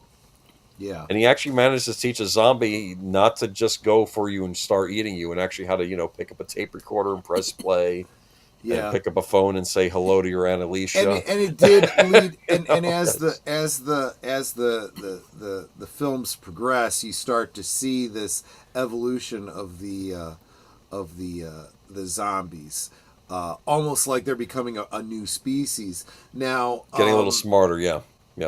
Exactly. And this is also where that whole trope begins, where you end up with movies like, for example, Fido, and what was that one? Warm Bodies, I think it was called. Yeah, was another one. This idea of zombies somehow, evolving, so to speak. Oh, have some babies and teach them never to come down and dig these records up. Yeah, he's telling him human race has to start over, find out where, and just forget about trying to preserve what we've had. Just start over. Yeah, a lot of good philosophical stuff in there, and no, well worth checking out. I feel this kind of ends the original Living Dead trilogy that Romero had started, and as you said, there. Bunch of spin-offs. We're going to get to one of them tonight. Movie did not do great at the box office because unfortunately this wouldn't get a rating because Romero likes to do things his way. You're going to see some of the greatest horror zombie effects ever in a movie. Tom Savini was full on with his game, and his apprentices, Greg Nicotero, who you may know from doing these zombie effects for the Walking Dead television series. He's even is one of the soldiers in this too, and he helped with the effects too. So this was you want some gory, grody zombie effects in this, you got them. This was when everyone was at the top of their game. Unfortunately, it didn't do great at the box office, but a lot of us caught it on video. So yeah. Wait, what about Land of the Dead? Well, I remember Land of the Dead, and that was I guess the fourth one. But you're right. I guess it's no longer a trilogy, but at the time it was a trilogy. I saw it like I saw Star Wars. All right, moving on to... I'm looking forward to the next film, Brunch of the Dead. Funny, man. The Legend of Billie Jean. Yes. This had a big hit song. What is it? What is the song from Billie Jean? I'll look it up. But Helen Slater... I love this movie. This is another great teen movie. And what I liked about this movie... was that she kind of gets wrongly accused of a crime, right? Oh, Invincible by Pat Benatar. Yeah, I love Invincible. I mean, every time I hear that song, I think of this movie. Yes, absolutely. Oh, Delising said, didn't appreciate the anti-military slap, but the zombie evolution stuff did carry over. That's true. Yeah. Well, actually, not to hang out with Day of the Dead more. Hold on, let me get back here real quick. I think the reason the soldiers were acting so nutty in this, though, and I'll say this from someone who sometimes when we put the hurricane shutters up in the house and leave them up for weeks on end during hurricane season, being underground, being without sunlight messes with your mind as a human being. You need the sun. You can't live. We're not meant to live underground. So I think that was part of it, though. But anyway, going back to Legend of Billie Jean, what I thought was interesting was she's on the run, right? And she becomes an outlaw. But then from her doing little things and helping teens on the side of the road, she ends up becoming like this outlaw hero to all the teens across the United States, right? Exactly. And, I don't know. And I'm a Helen Slater fan, so I really like I absolutely am too. And this is one that is, again, I think... a lost treasure, definitely worth your time to check out. If you are one of those people that likes your superhero stories really grounded and very realistic, well, that's basically what this is. This is as close as you get to a vigilante superhero in the real world. Yes, and it's a good time, good teen film. In fact, the voice of Lisa Simpson is in this as well, the actress who. Right. The actor. Yeardley Smith. Yeah. Dean Stockwell is also in this movie. Oh yeah, no, it's good. The Man with One Red Shoe. Any thoughts? I've not seen it. Tom Hanks. I am very, very much trying to forget a lot of Tom Hanks's films, to be honest with you. Well, I saw it. I don't remember it that well. I remember people at the time didn't like it. That's why I never saw it. This was apparently kind of a bomb. Okay, let's move on. Still a big fan of The Burbs, though. The Black Cauldron. Here we go. The other big Disney bust that summer. Which is very unfortunate. This one is very unfair. This one was actually a great film. Filmed on 70 millimeter. This thing had tons of people attached working on it. I think at some point Don Bluth and Tim Burton worked on this film at some point before moving on to other things. This thing was the term production hell. That's what this movie was. This was the only animated movie they made which got censored after the fact. Michael Eisner cut a scene out with the Hornmen. One of the Hornmen's resuscitated corpse soldiers actually killing one of the human soldiers under his ranks. That scene got cut out of this. Yeah, I think it's been restored in some versions I've seen. It's not on the DVD I have. Disney still doesn't love this movie. They finally gave it a halfway decent DVD release. I think it has a Blu-ray release, but you have to get it through weird means, like through one of their Disney clubs or something. Yeah. I saw this in the movie theater. I remember liking it, but man, the media trashed this movie. They skewered it. Which is incredibly unfair because, yes, this was not your typical Disney fare. But look. PG movie, PG rated. It was PG. It wasn't G. So it was what it was. Again, that's PG of 1985. Also, when you've got this coming out with the same summer as Mad Max and Red Sonja, this very much fills that same high fantasy niche, but for children. Okay? Yes, it's dark. Yes, it's violent. That's not necessarily a deal killer. Based on the Chronicles of Prydain book series by Lloyd Alexander, which I believe remember reading the books, which was based on Welsh mythology, as I recall. Yep. I read the first 3 of the books. Actually, I need to finish the series one of these days. But I enjoyed the movie. John Hurt plays the Horn King, terrifying villain in this. Like when he has a great introduction scene. He shows up, you just know evil is in the room as soon as he shows up. Right. And he wants the Black Cauldron to basically create a bunch of Cauldron-born, which basically resuscitated corpses to basically he can control and rule the world with. Yeah, exactly. I didn't watch it till I was grown. The book is way better, but still the film wasn't bad. People kept thinking that Disney might try redoing the books as live-action movies, kind of how they were doing the Narnia movies at the time, but that never came to pass. Because, like, I'm talking about like the early 2000s when they were starting to, they wanted their own Lord of the Rings, so they were doing the Narnia movies, and I thought, why not just do the Prydain Chronicles? You could do those too. But I based the D&D came very loosely off the Prydain Chronicles. The voice of Gurgi was actually the voice of Donald Duck. Did you know that? The guy who voiced I did Donald not. Duck. Yeah. There you go. Forget the actor's name though. But moving on to Heavenly Kid, I don't know what this is. Do you? No, actually. Moving on. No, wait a minute. Okay. Hold on a second. I recognize the poster. Let me see who was in it. I get what you're saying, Malnikov, about Disney needing to leave things in the past, full stop. But my point was this would have been a way for them to properly adapt those books in a new format. And this was back before they went nuts. I'm talking about like in the aughts when they were doing things like John Carter, Mars, or when they were experimenting before they started buying up everything. Okay, so in order to earn his wings and get to heaven, a hip guardian angel is handed the task of watching over a lonely high school boy who needs guidance on how to fit in. I do remember this one. This one actually was pretty good. This was one of the early adopters of the PG-13 rating. Oh. I did see this one with my mom. There's a bit of a twist in this one. I don't want to give this one away. This one is probably worth checking out. It's definitely in that whole angel earning its wings kind of, the whole Yes. It's a Wonderful Life kind of a thing. A little bit of the whole down to earth, Xanadu kind of thing, without the musical element.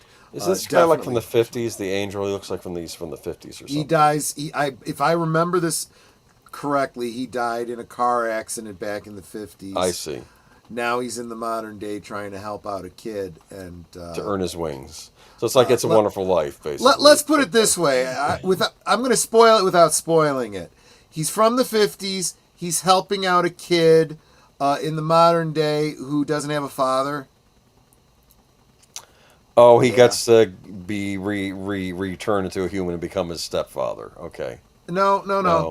You're overthinking it too much. I don't Guys, know. I don't. No. If you get an opportunity to see The Heavenly Kid, it's worth checking out. Okay. Believe me. I'll This is take one of your those word for ones that is worth checking out because, it wasn't great. It doesn't jump out in my memory, but I remember it. There's a fondness there. It's a good story. I'll check it out. Yeah. I'm not that hard to please if a movie's strong. No, then you definitely love this. Yeah. If Disney does, well, they wouldn't do it now, because they're modern Disney. Yeah. No, actually, I take no. I think Disney is having less and less problem putting heavy stuff into their, Yeah, they'll do it. They'll do it these days. I wouldn't call this a summer blockbuster, but it made it on the list. Kiss of the Sonia Spider Braga. Woman. That's all you need to know. Okay. All I remember about Kiss of the Spider Woman when this was out, I was looking in Mad Magazine, and there was some goof poster in the background in one of the comic strips, and it was Kiss of the Spider-Man, and it has like Peter Parker lifting up the Spider-Man mask and like kissing a giant submarine sandwich. That's what it looked like. And, I wish if I could have found a picture of that, I would have put it in the presentation because it was hilarious. Because I'm watching this, I'm thinking, well, what's Spider-Man kissing? And of course, it's a sandwich. It's a big sandwich. It's like he's going to eat the sandwich, but he's kissing it first. Yeah. So this was a good movie. Or Raul Julia, I do like him, but I don't. Right. Okay. I don't remember this movie. Well, yeah, it's again, that was an older person. National Lampoon's European Vacation. Yep. Pig and a Poke. Remember when that starts out? I remember this was one people thought it's not as good as regular Vacation. No, that was you're what people kept absolutely saying. right. This is I remember the whole bit where he gets stuck in the turnabout. Hey, look, kids, Big Ben in Parliament. Funny, doesn't he hit Stonehenge and knock Stonehenge down? Something like that. Yeah. I there's a scene where they go to England and they're trying to talk English with the local, and of course they're talking British English, and you can't understand a word they're saying. Right. And then they go to France, where of course they're rude, and they go to a fancy French restaurant where they're microwaving these frozen meals for everybody. It's just, which I hope that's not the case. I mean, you think of France, it's supposed to be like one of the big culinary giants of the world. Right. And then they go to Germany, where he does the slap dance. The later hosen slap dance, but then he actually starts slapping back, and it's like it turns into this fight. Because you don't actually, I don't think you actually slap, right? You just make like. I you're actually slapping. don't know. Yeah, I don't know. I've seen that dancing before. Anyway, but they must go to Italy at some point, right? Again, details are fuzzy. Your I did memories see are- this one you in do- the. I did see this I one caught in it the on theater. cable. I don't remember. I don't remember. I just. Yeah. The French waiter steals the show. Yes, this movie was funny. Yeah, I know people like it. I like Christmas Vacation. That's my favorite of the vacation movies, though. But that might be the standard answer. I mean, I think the reason that this that this movie doesn't stand out in my memory as clearly as it might, and why I think I agree with people saying the first movie was the best. You don't get a nude scene from Beverly D'Angelo, so what's the point of it? You get a new scene. You get a topless scene from the German pretzel dealer lady, the girl though. Yeah, okay. yeah, that's true. Jessica Hardo says, "Troy, if I ever go to France, I'm going to go to Burger King." It's funny you mentioned that because I think of Pulp Fiction and like they're having this conversation about Samuel Jackson's McDonald's asking and John the Royale. Yeah, Royale with cheese. And he says, "What do they call a Whopper?" And he says, "I don't know. I didn't go to Burger King." He says, "Okay, I actually remember this one." Okay, so moving on to Fright Night. We of course have to have a vampire. This one is a classic. Forget about the remake. It's just not worth it. Absolutely. You gotta see the original. This is a great. I tried classic with the remake. I tried giving it the benefit of the doubt. I heard that they replaced the practical effects with CG post-op in the remake, which no.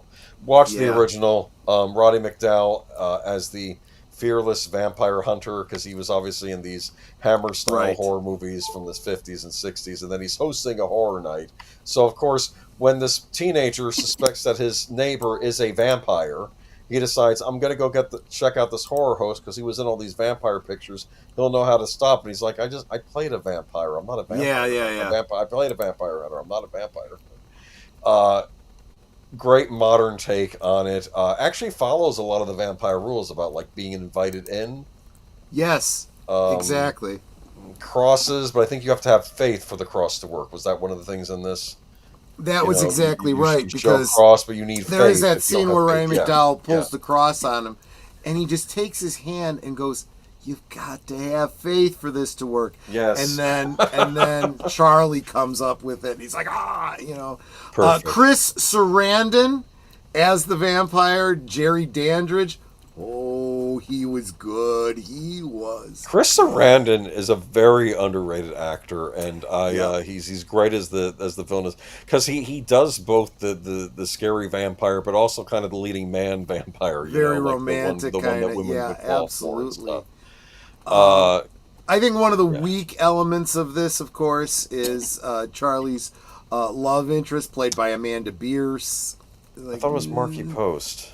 No, Amanda Bierce. No, Marky Post was from Night Court. Amanda Bierce was from Married with Children. That's right. Yeah, she's not. I think I like his love interest in the sequel more. Absolutely. Where he's in college. I don't know if Fright Night 2 ever got re-released on DVD or Blu-ray. Apparently, it was. I actually kind of wish that Heidi Sorensen, who played a smaller role in the film, I kind of wish she had been the love lead, interest, because she was she would have been a much better.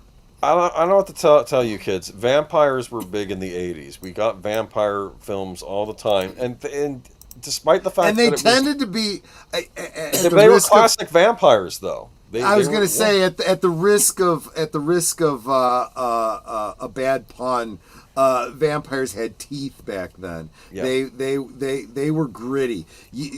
Like this is a great example where you have Sarandon being very romantic, good-looking guy, right? Yeah. But he was a monster. Yeah. And then he's got the scene at the end where he goes full, monster vampire, In the sequel, you get his hot vampire sister, I believe, right? Yes.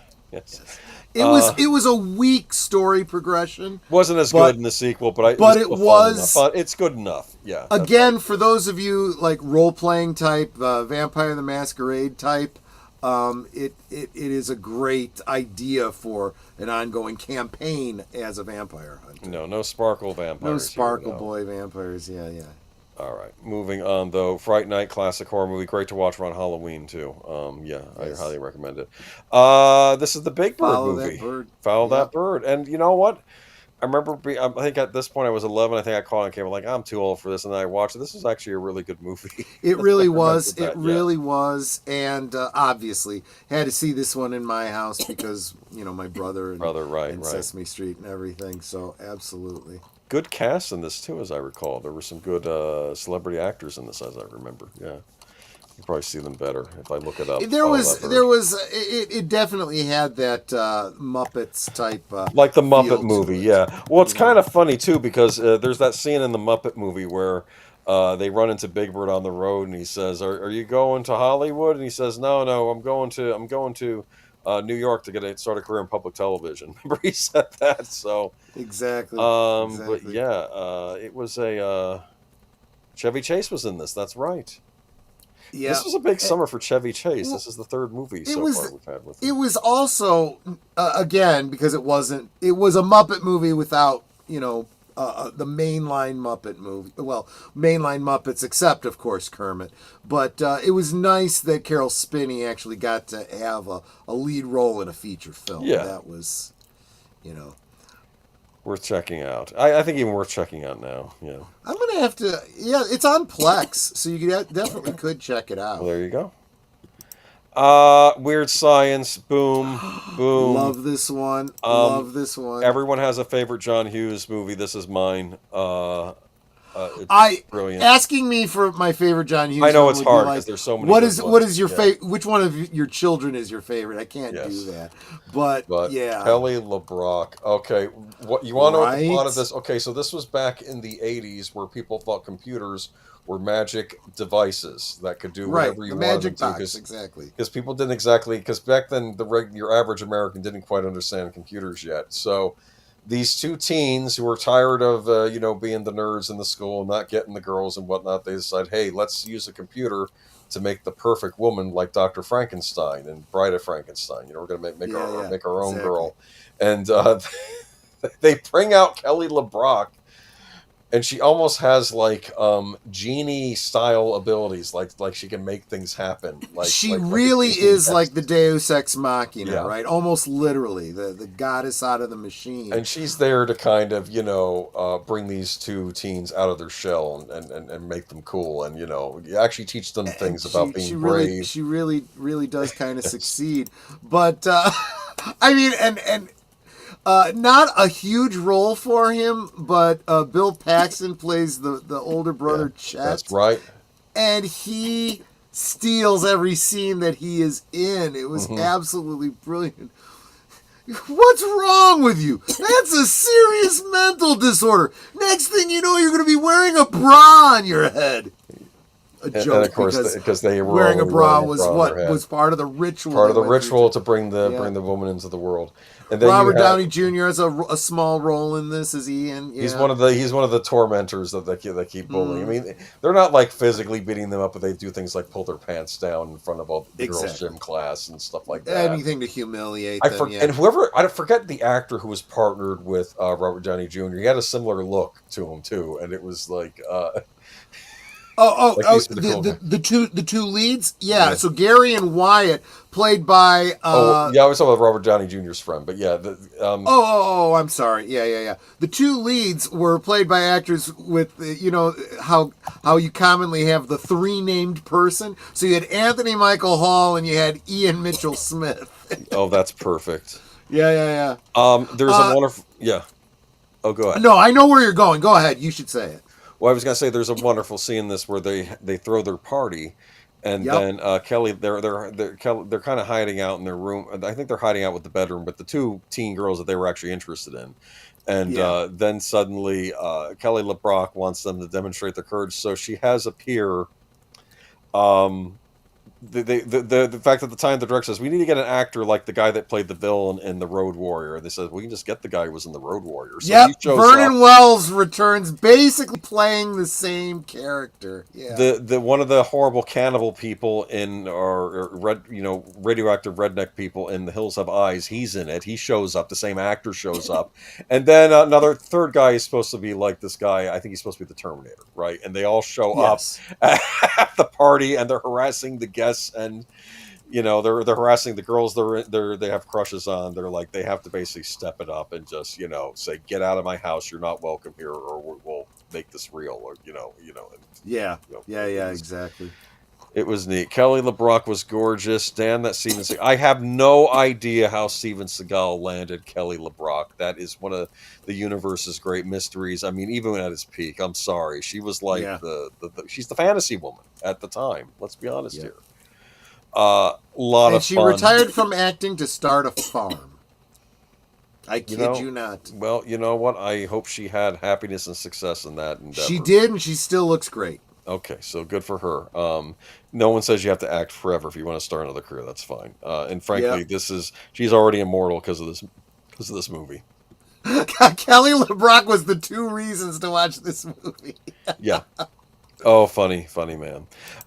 Real Genius. It's funny. You could almost do a double feature of Weird Science and Real Genius, right? I Kilmer, love yes. Real Genius. This was absolutely, without a doubt, the quintessential Val Kilmer film. I love this movie. He's got some really, really great lines from it. Yeah. I remember the scene with the popcorn where he makes the guy's house just fill with popcorn. Yeah, exactly. Brilliant. And as a kid, you're thinking, these are the genius students, and I'm thinking, I bet all the weird stuff they're doing science-wise could actually work in the real world if put to the test. That's this movie has some really, really great quotes. I had a dream last night. Oh, was it the one where you were standing on a mountain, dressed in Greek robes, surrounded by naked women throwing pickles at you? No? Is that just me? funny movie. Or what was that? Oh, or as in the immortal words of Socrates, who said, "I drank what?"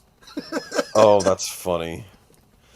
No, just a lot of fun. Like I said, you could have done this as a double feature with Weird Science, and you'd be standing pretty tall.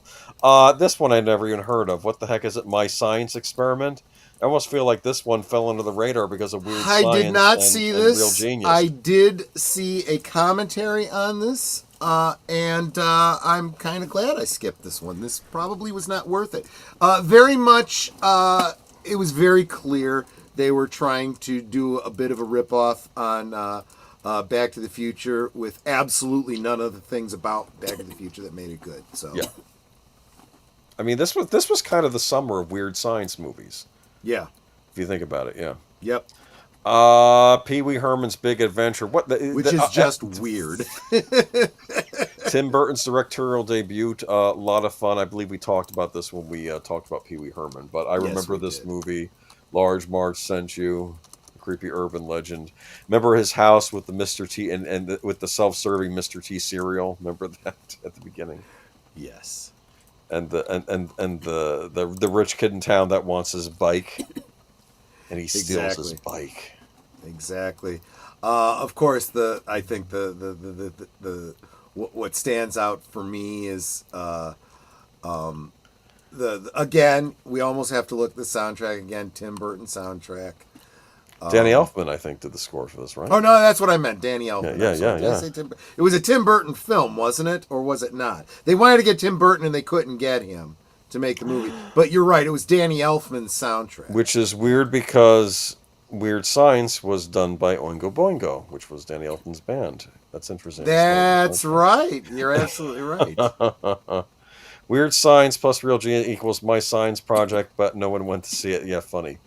But Pee Wee Herman's Big Adventure, a lot of fun. Caught this on cable. Didn't catch this in the theater, but they often said that this was if you're a child, this is who you wanted to be as an adult. That's what this movie was about. Kinda. That's kind of true. You would rig your house up with all cool toys and paraphernalia and eat Mr. T cereal for breakfast in the morning and just... Yep. That was a good cereal, Mr. T cereal, as I recall.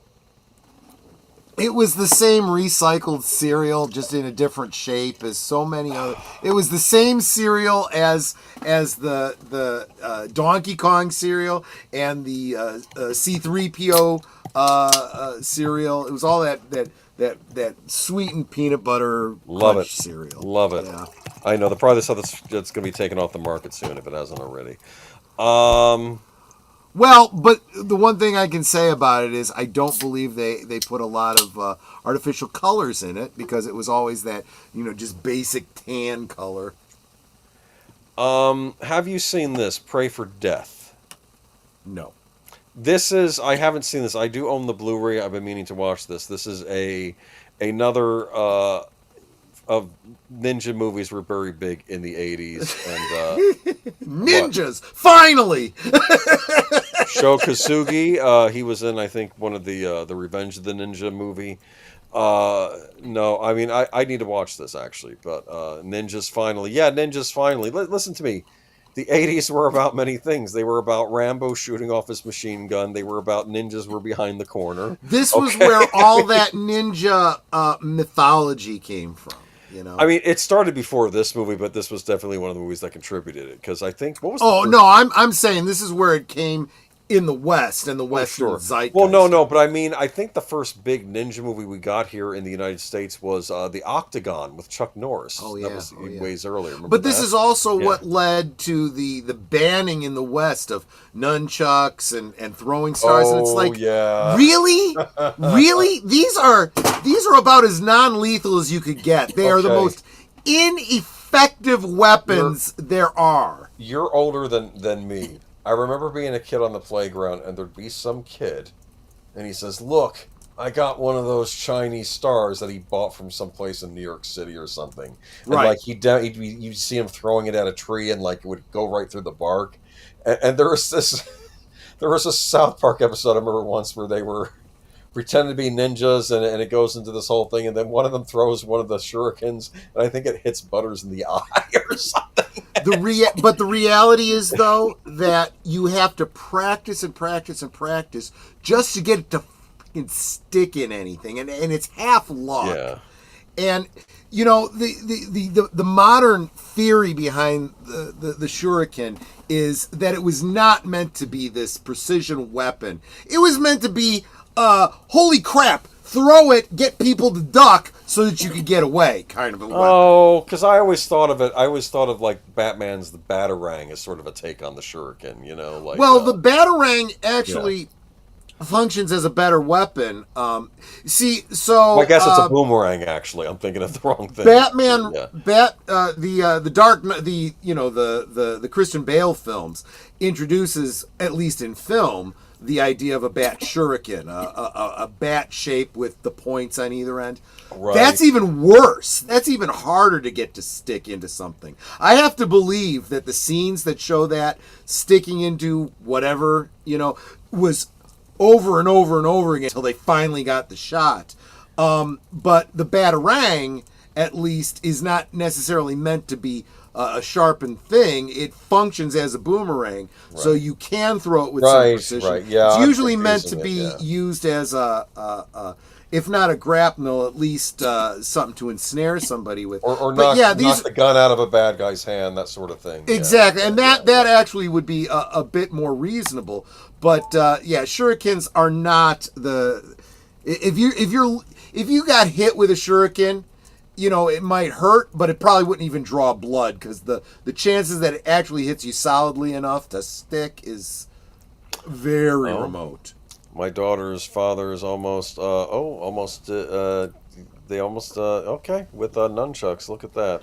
Yeah, that's the other thing about nunchucks. They're more dangerous to the user than they are to. And I have heard so many protestations about it was a farming implement that was then used. Okay, fine, that's fine. It was a thrasher, big deal.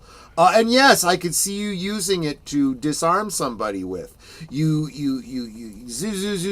catch the sword, you pull the sword out of their hand, and then you're both disarmed. Continue on. All the shoo looks really neat. That has nothing to do with combat. So what's the best ninja movie? Ninja 3: The Domination with the actress from Breaking as a possessed ninja. Yes, it is, and it's only because it's her. Yes. I can think of worse ways to get killed, right? No, I'm sorry. Okay, moving on to this is Summer Rental. I have no idea what this is, but it's apparently a John Candy comedy. I've seen it. Was it good?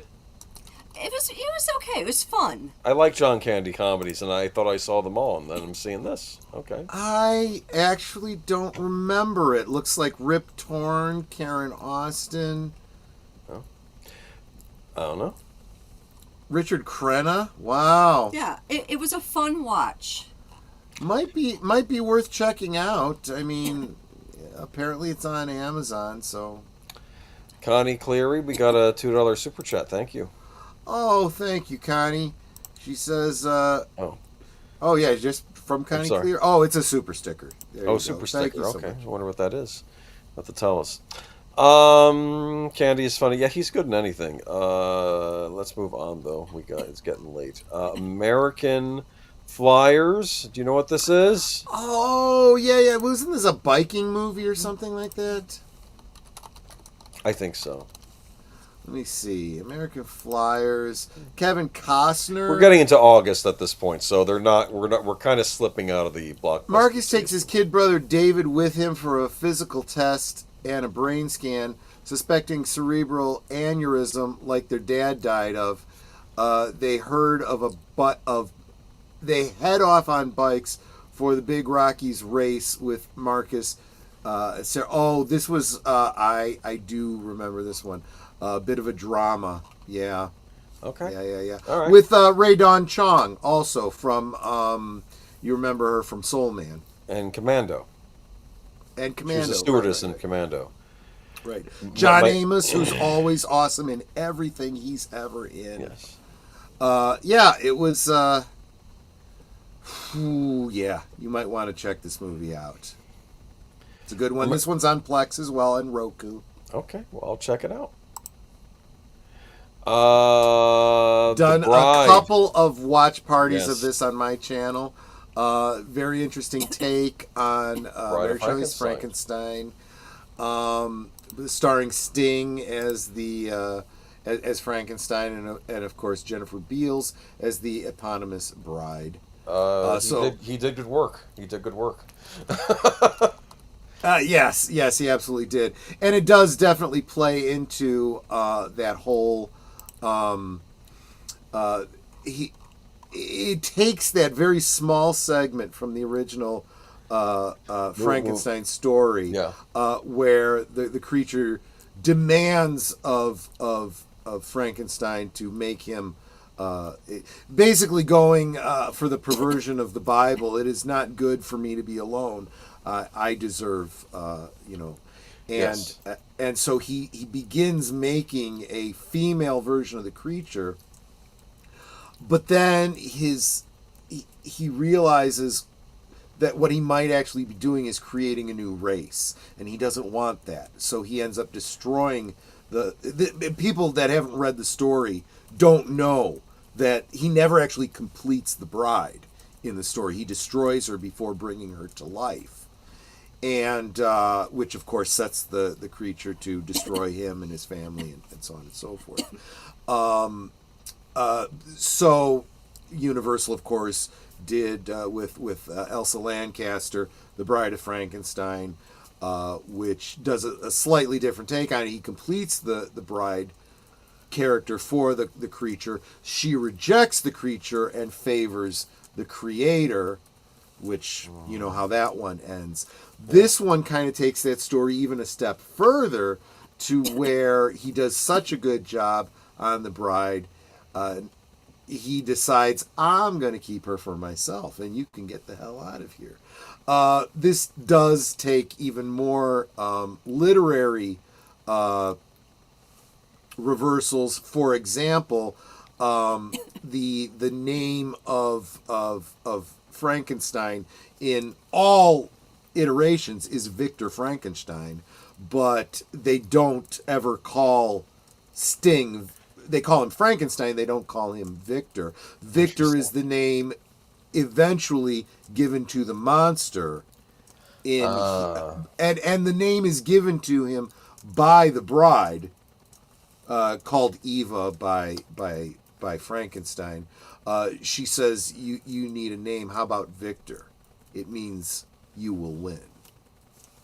Was Bride of Frankenstein a comedy? The original black and white movie, I would say it's still a horror movie, but there are comedic elements in it. Yes, so that's a great. Not quite as dark as the original. Yeah, and there's even a musical bit in there, I believe.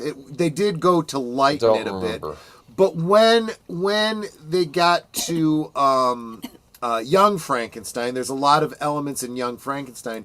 They did such a great job with Young Frankenstein to make it look like the movies it was parodying that a lot of people misremember elements of Young Frankenstein as having been in the original, like Bride of Frankenstein and so forth. So, right, like there's the scene of the the constable playing darts at the pub.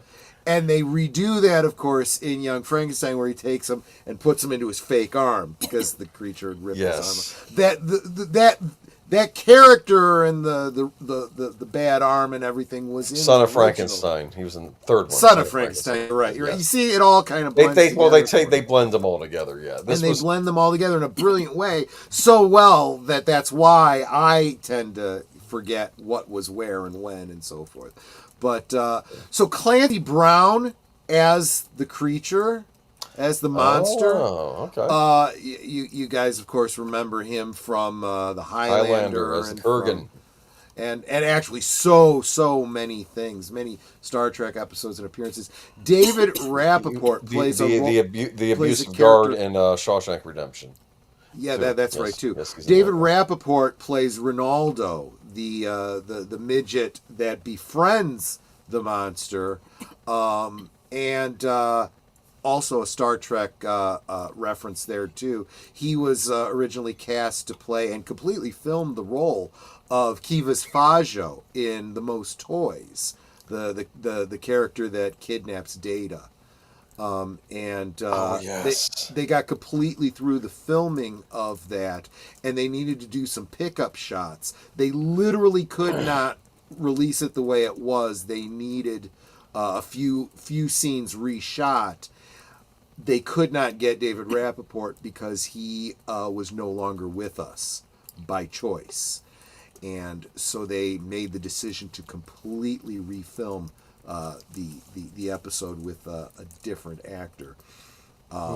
Heartbreaking. So it literally would have been his last role if that if that film had been That was a good episode too, as I recall. It was a classic episode. I have gotten to see. It did eventually get a release thanks to Robert Meyer Burnett on the Blu-ray. You got to see some of the scenes. Yes. Okay, yeah. No, not some of the scenes. The whole episode. Oh, but wow. Like I said, there are some scenes in there that just weren't finished, so they couldn't have been released that way. I did like David Rappaport in The Bride. He didn't do the best performance in Star Trek, so it actually sadly ends up being better as as it was remade. Right. Better made fudge. Fudge is good. Peanut butter fudge. Okay. And of course Sting as the doctor in this. Not as big a role as you might expect. For a movie called The Bride, it does tend to focus on Clancy Brown and David Rappaport a whole lot more. Okay. And let's face it, they were really the heart of this movie. Right. And Sting comes off, he plays it very well. In a lot of ways, he plays it very much the same way he plays Thade in Dune. Not a very likable person. No. And Jennifer Beal plays... I think she plays the bride excellently. As somebody, just like the monster, trying to find her place in the world, looking to her creator, almost deifying him a little bit, and realizing he is not a benevolent God. She's being very much victimized by him. But she takes advantage of the opportunities she's given to educate herself and kind of cast off the patriarchy, if you will, but in a very positive kind of way. Mr. House Party for $10. Thank you. Oh, tea. Thank you so much, Mr. House Party. You can buy some tea. Good to see you, my friend. Moving on to Return of the Living Dead. Here we go. Yeah, good. So here's your branching Living Dead thing, right? Right. So again, the original Night of the Living Dead fell into the public domain. Well, no, for a short period of time. It was, but there was also a problem. See, the original Night of the Living Dead, I believe, had two co-authors. One was Romero, and I forget the other one. Steiner, I think his name was. So he got to do his own Living Dead movies, and he got Dan O'Bannon to write this. And I think Dan O'Bannon said, I'm not going to try to make a serious zombie movie because that's Romero's turf. Let's make a comedy. Right. Yes. And if I recall correctly, correct me if I'm wrong, I do believe Oh, if you're heading out, oh wait, my battery is almost dead, and I'm falling asleep. This is fun, but I'm going to have to call it a night. Yeah. That's you take care of yourself. Get some good rest. You could always catch the rerun and see the rest of it later. I just have something to say. Do you want to party? It's party time. That was the song in this. Remember? Right. They're back from the grave and ready to party. Apparently, I worked. Oh, go ahead. I do believe, and correct me if I'm wrong, this may be where the whole concept of zombies wanting to specifically eat brains comes from. Because, and why do they want to eat brains? Because the process of dying, they're alive inside their dying corpse, and they literally feel the pain of the decomposition makes them forget process. About the pain of being dead. Yes. So eating a human brain actually relieves the pain for the short period of time that they're eating. So we have Leanna Quigley's in this, who's running around naked half the movie with her punk red haircut.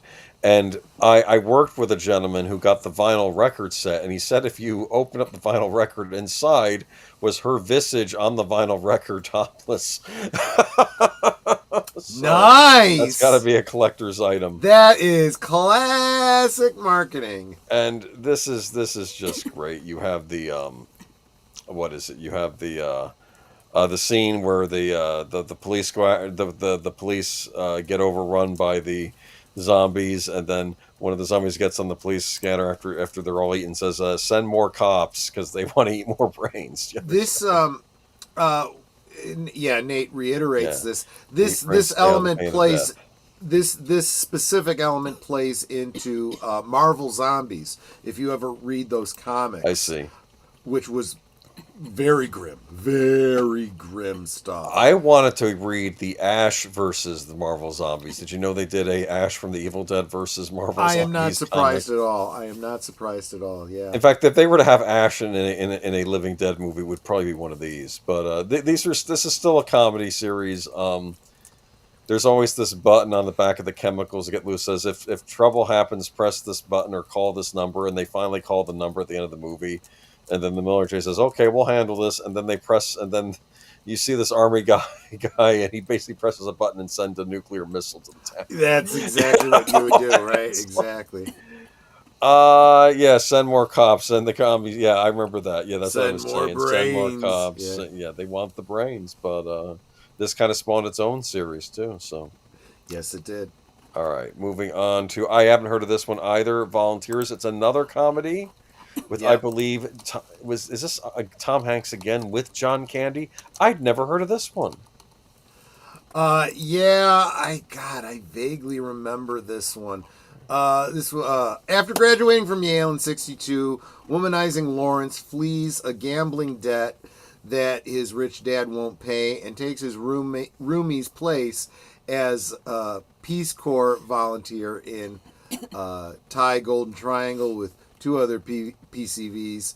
Will they survive the 2 years? I think I might have seen this one. I liked Rita Wilson in this movie, but I don't remember the details. I really don't. All right, moving on to the Year of the Dragon, what I believe was a Mickey Rourke getting into trouble in Chinatown movie. Does it ring a bell to you? Have you seen it? I don't actually think that I did. No, I don't think I saw it either. Okay. Anyone in the chat? Speak now or ever hold your peas. Yeah, hold your peas and carrots. There you go. Moving on to Better Off Dead, the great John Cusack teen movie. You remember this, don't you? I do love this movie. We actually did a rewatch of this, I want to say, on Big Al's channel. I was tempted to join. I don't think I could make it that night, but I wanted to because I do love this movie. I love the paper boy that's always after him. Very, despite what I'm going to suggest, sounds like a very dark idea. It takes a very light look at someone trying to self-delete, wanting to remove yourself from the world, because his girlfriend goes with the preppy guy, and he can't get over her, and then And I do remember Diane Franklin being in this movie, someone that I was incredibly obsessed with. As the back in French the 80s. exchange student, right? Yep, absolutely. Yes, I remember that. It's another one of those nerdy, goofy, down on his luck type characters. Meets up with the hot chick who gives him confidence and all that kind of stuff. So. Okay, Angelus has Commando or Red Sonja made the list. Yes, we already did Red Sonja. Yes. Commando will not be on. If it was released in '85, though, we're going to cover the non-summer movies next week. So. Next week, yeah. Because I keep wondering where are all the Arnold movies. We just got Red Sonja. $2. I want my $2 cash. Yes, and he won't pay the $2. And that's right. That's where this comes from. This was that movie. The paper boy, and then there's one scene where suddenly all the paper boys are surrounding him in a park. Yup. Because you're not paying your dues, the $2 dues for your paper, and come on, the paper boy is going to come out of his own wallet if you don't pay. Come on. That's true. That's true. All right, moving on to Godzilla '85. This was when Raymond Burr, I believe, came back for a Godzilla movie. Yeah. It's a Japanese film, but I think they had Raymond Burr in it too, right? Another movie that I saw. Don't remember that well. It. I was not originally a huge kaiju type fan, so it took me a while before I started getting used to giant monsters. Okay, Troy, I always saw this movie as Better Off Dead as a prequel to Gross Point Blank. Oh, that's interesting. Okay, sure. Let's move on to Teen Wolf, another Michael J. Fox movie. Teen Wolf. I've got an action figure. Actually, I don't think it's here. I have it packed away, but one of the werewolves that E.G.O put out, including the Lon Chaney Jr. versions, was a Michael J. Fox as Teen Wolf. Oh, Godzilla scared the hell out of your 10-year-old self, Angelus. Okay, that's interesting. No, if you think about it, though, Godzilla movies, I mean, especially that very first Godzilla movie that was made in Japan, they're meant to be scary, and unfortunately, they're into the horror category. Yeah, I mean, they kind of get lighter as they go along. Yeah, if you see them at the wrong age or at the wrong time, they don't hit the way they're intended. So yeah.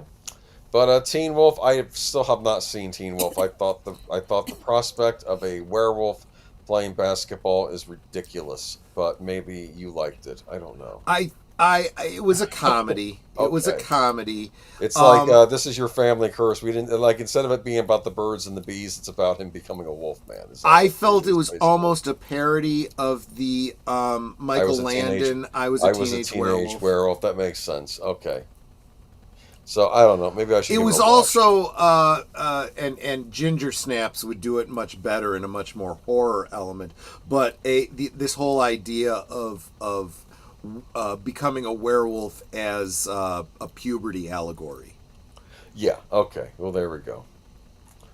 All right. Let's move on to what do we got left? Oh, American Ninja. Okay. This might be the good ninja film, in my opinion. Hey, I'm gonna and good. I say good in inverted commas there, you know. This is Michael. There is nothing more peak '80s than this poster right here.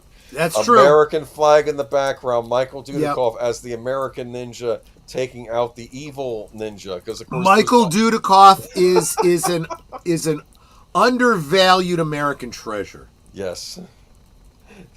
They always made a point in these movies that when Michael Dudikoff was wearing the jeans, they put a little something extra. It's like the whole Spinal Tap thing where they unless maybe he's just that anyway. It's just I don't know if I've seen the first American Ninja. I saw American Ninja 2, where the evil ninja clan was making genetically engineered ninjas, like super ninjas, to take over the world, and it's I get what is he a Marine or something, and he's also trained in ninjutsu or something. I actually don't remember, but probably that, you know. And he wears does he wear a white ninja outfit? Oh, yes. American Ninja, the amount of times I rented the sequels on VHS, I lost count. Yeah, well, it's like I said, when you were a kid in the 80s, all the kids loved ninjas. This was a big thing. Idea of wearing a white ninja outfit. I mean, the whole garbed in black ninja barely makes sense, okay? You could argue, well, to blend in the dark and to hide in the dark. Okay, fine, maybe. what's then the point of the white ninja? You're trying to blend into a snowbank? I am going to say that on Samurai Jack, there was a great episode where he goes up against a robot ninja, and of course he goes... Oh, he was a ranger, not a marine. Yeah. Oh, okay, and he goes, Shinobi, I know of your art, but while you embrace the dark, I embrace the light. And when they fight each other, it's like in this warehouse, and it's white and black, and like Samurai Jack has to blend into the white, whereas the ninja's blending into the black. And of course, as the sun's going down, he's losing the light to hide in. And it's a wonderful episode of Samurai Jack where it's because you kind of get to see finally samurai versus ninja. You never got to see that in Samurai Jack. They finally did that in season 4. But American Ninja 2 was not even filmed to be a sequel, but because Michael's it's voiced to text. So he said Michael Dudikoff. It came out Michael Daughterkoff. Oh, I see. They released it as an army division of some kind. Yeah, it was an army division of American Ninja Rangers that was top secret, like the IMF. Yeah, you didn't know that the Army Rangers trained their elite ranger teams to have ninja skills. I will seek out American Ninja this summer, and I will watch it. And it's a fun movie. It's a fun movie. Pray for Death with it. Yes. Big fan of 80s Ninjas movies, and big fan of, I think, Enter the Ninja with Franco Nero. Did you ever see that one? And they overdubbed his voice because his English still wasn't good enough, so there's some other guy talking under, Franco Nero, the great Italian actor, who I believe was, I think his wife was Vanessa Redgrave, as I recall. Yeah. Oh, okay. Yeah. Moving on to... what the heck is this? Compromising Positions. I remember this from the cable days. So was this like a Skinamax thing or something? What was this? No, it was a comedy. It was Susan Sarandon and Raul Julia. I put it on here because Susan Sarandon was in it. Yeah. And technically, it's a summer release. It's August still. Yeah. I honestly don't remember the details, but a lot of names in there that like Joe Mantegna was in there, Judith Ivey, Edward Herman. Remember Edward Herman? But an ex-newspaper woman who is now a suburban housewife can't resist getting involved in an investigation of the murder of a philandering dentist who had been having affairs with several of her neighbors. Okay. R-rated, little bit raunchy, but not skin of Jessica Hardo says the best ninja movie is Warrior's Way. I'll look for it. Thank you. Interesting. All right. Moving on to, I think, Flesh and Blood. The Paul Verhoeven, Rutger Hauer medieval movie where everyone is just awful. Would you remember this at all? I do. For Jason Lee as the princess, I think, or the... I promised I would try to watch a movie that I hadn't seen before on this list, so I was trying to watch this earlier. I didn't get quite through it yet, but it's... Oh, boy. It is. It's a lot. It really is. It makes Game of Thrones look like Snow White. Okay, that's what it is. Definitely. Yeah, it is definitely worth. Again, another one of those high adventure or high fantasy type films. You should definitely look into. At least on Game of Thrones, there are still honorable characters, that are trying to do the right thing, even though there are a lot of villains on it too. But yeah, that was Paul Verhoeven's, and I think that ends us. That's it for August, and that's it for summer movies. Now, as Troy said, though, he kind of wanted us to cover more movies from '85, so I said, well, we'll do the rest of the junk next week. I do find it funny that you're like, well, where are all the Schwarzenegger films? Well, you were the one who decided you needed to specify. Well, Commando did come out this year. Geek Flag told me it comes out, and I will be talking about Commando next week because that's one of my favorites. It is. It's a Paul Verhoeven film through and through. Yeah, exactly. Yes. All right. But that wraps up summer of '85. Well, not yet. Button. My apologies. We're getting there. No, I actually just hit the intro again. Okay. I meant to take us back to the. By the way, someone in the chat was concerned for Netter with the coughing, but I think she's. I don't know if she wants to. Oh, it's my allergy medicine. It makes me cough. Yeah. Okay. Unfortunately, and this is what she's running into.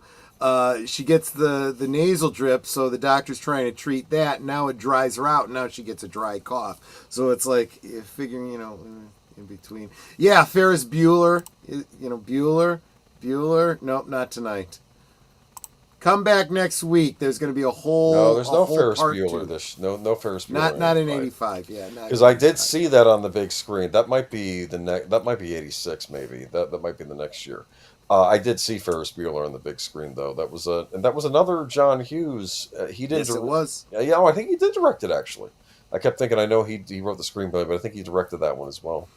And I love when we talk John Hughes. I love talking about the filming locations because they were mostly filmed in the Chicago area. Yeah. Yes, in fact, I believe in that.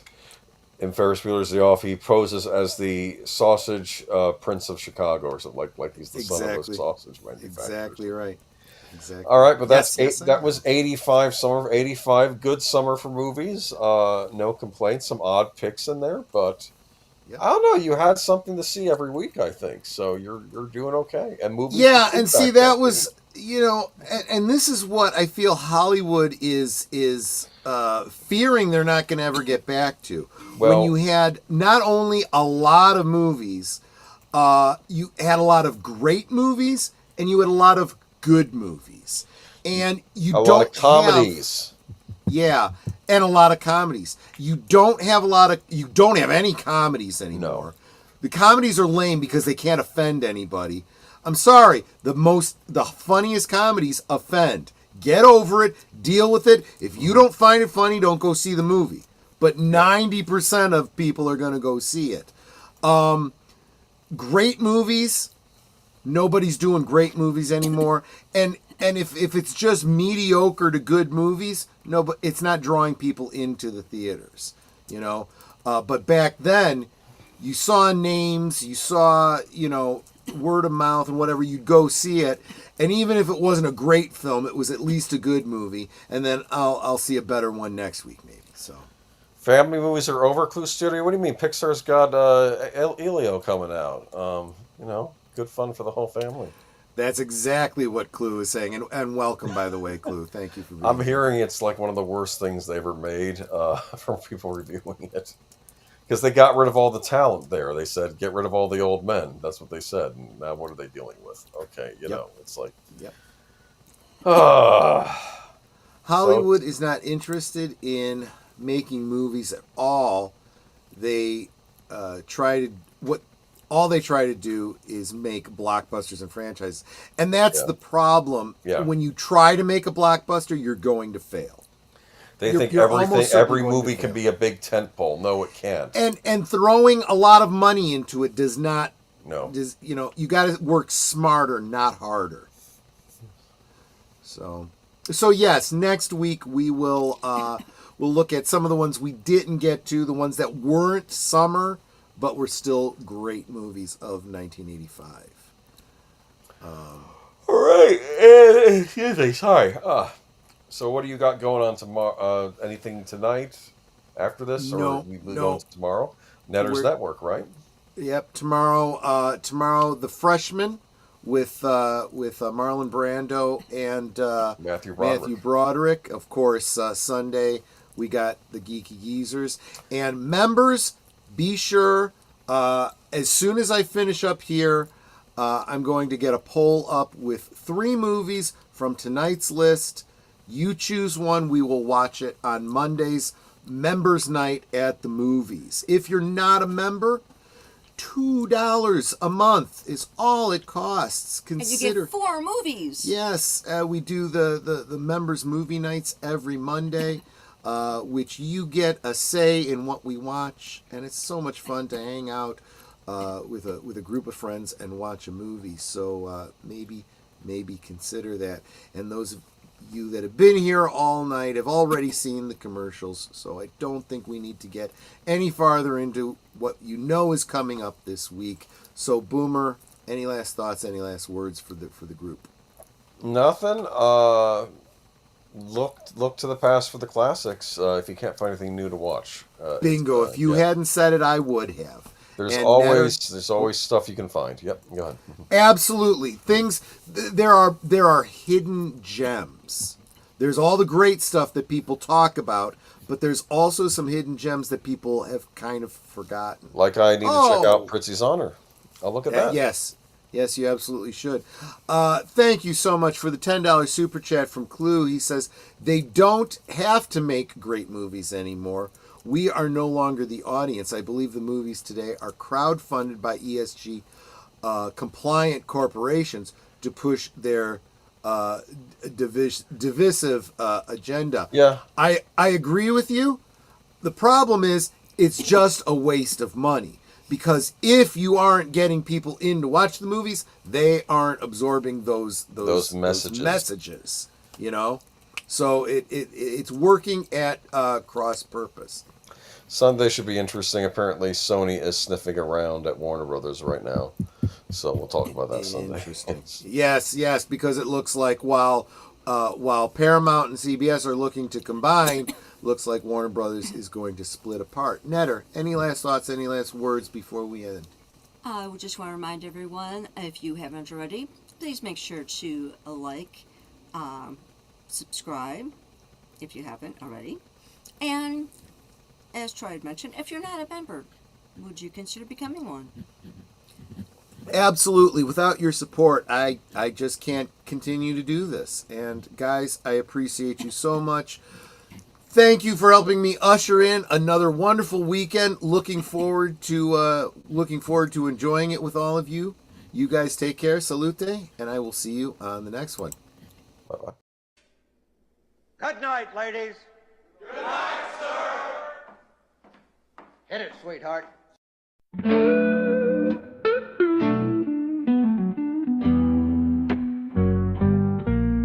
The neon lights are fading, closing time is near. Whispers in the corners, secrets shared sincere. The bartender's polishing the final glass. Time slips away like moving through the grass.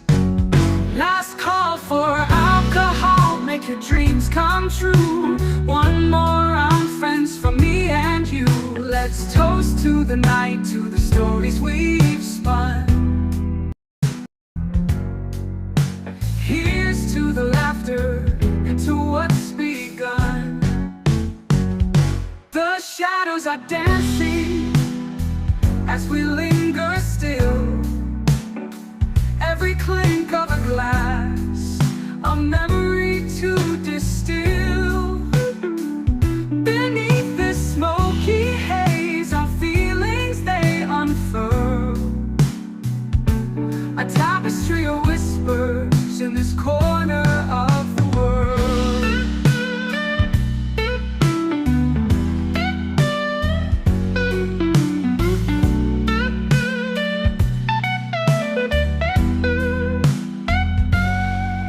The jukebox serenades us with a final tune, crooning to the lonely and the lovers under the moon. With every soft note, the end draws ever near. But in this fleeting moment, there's nothing to fear. Last call for alcohol, make your dreams come true. One more round, friends, for me and you.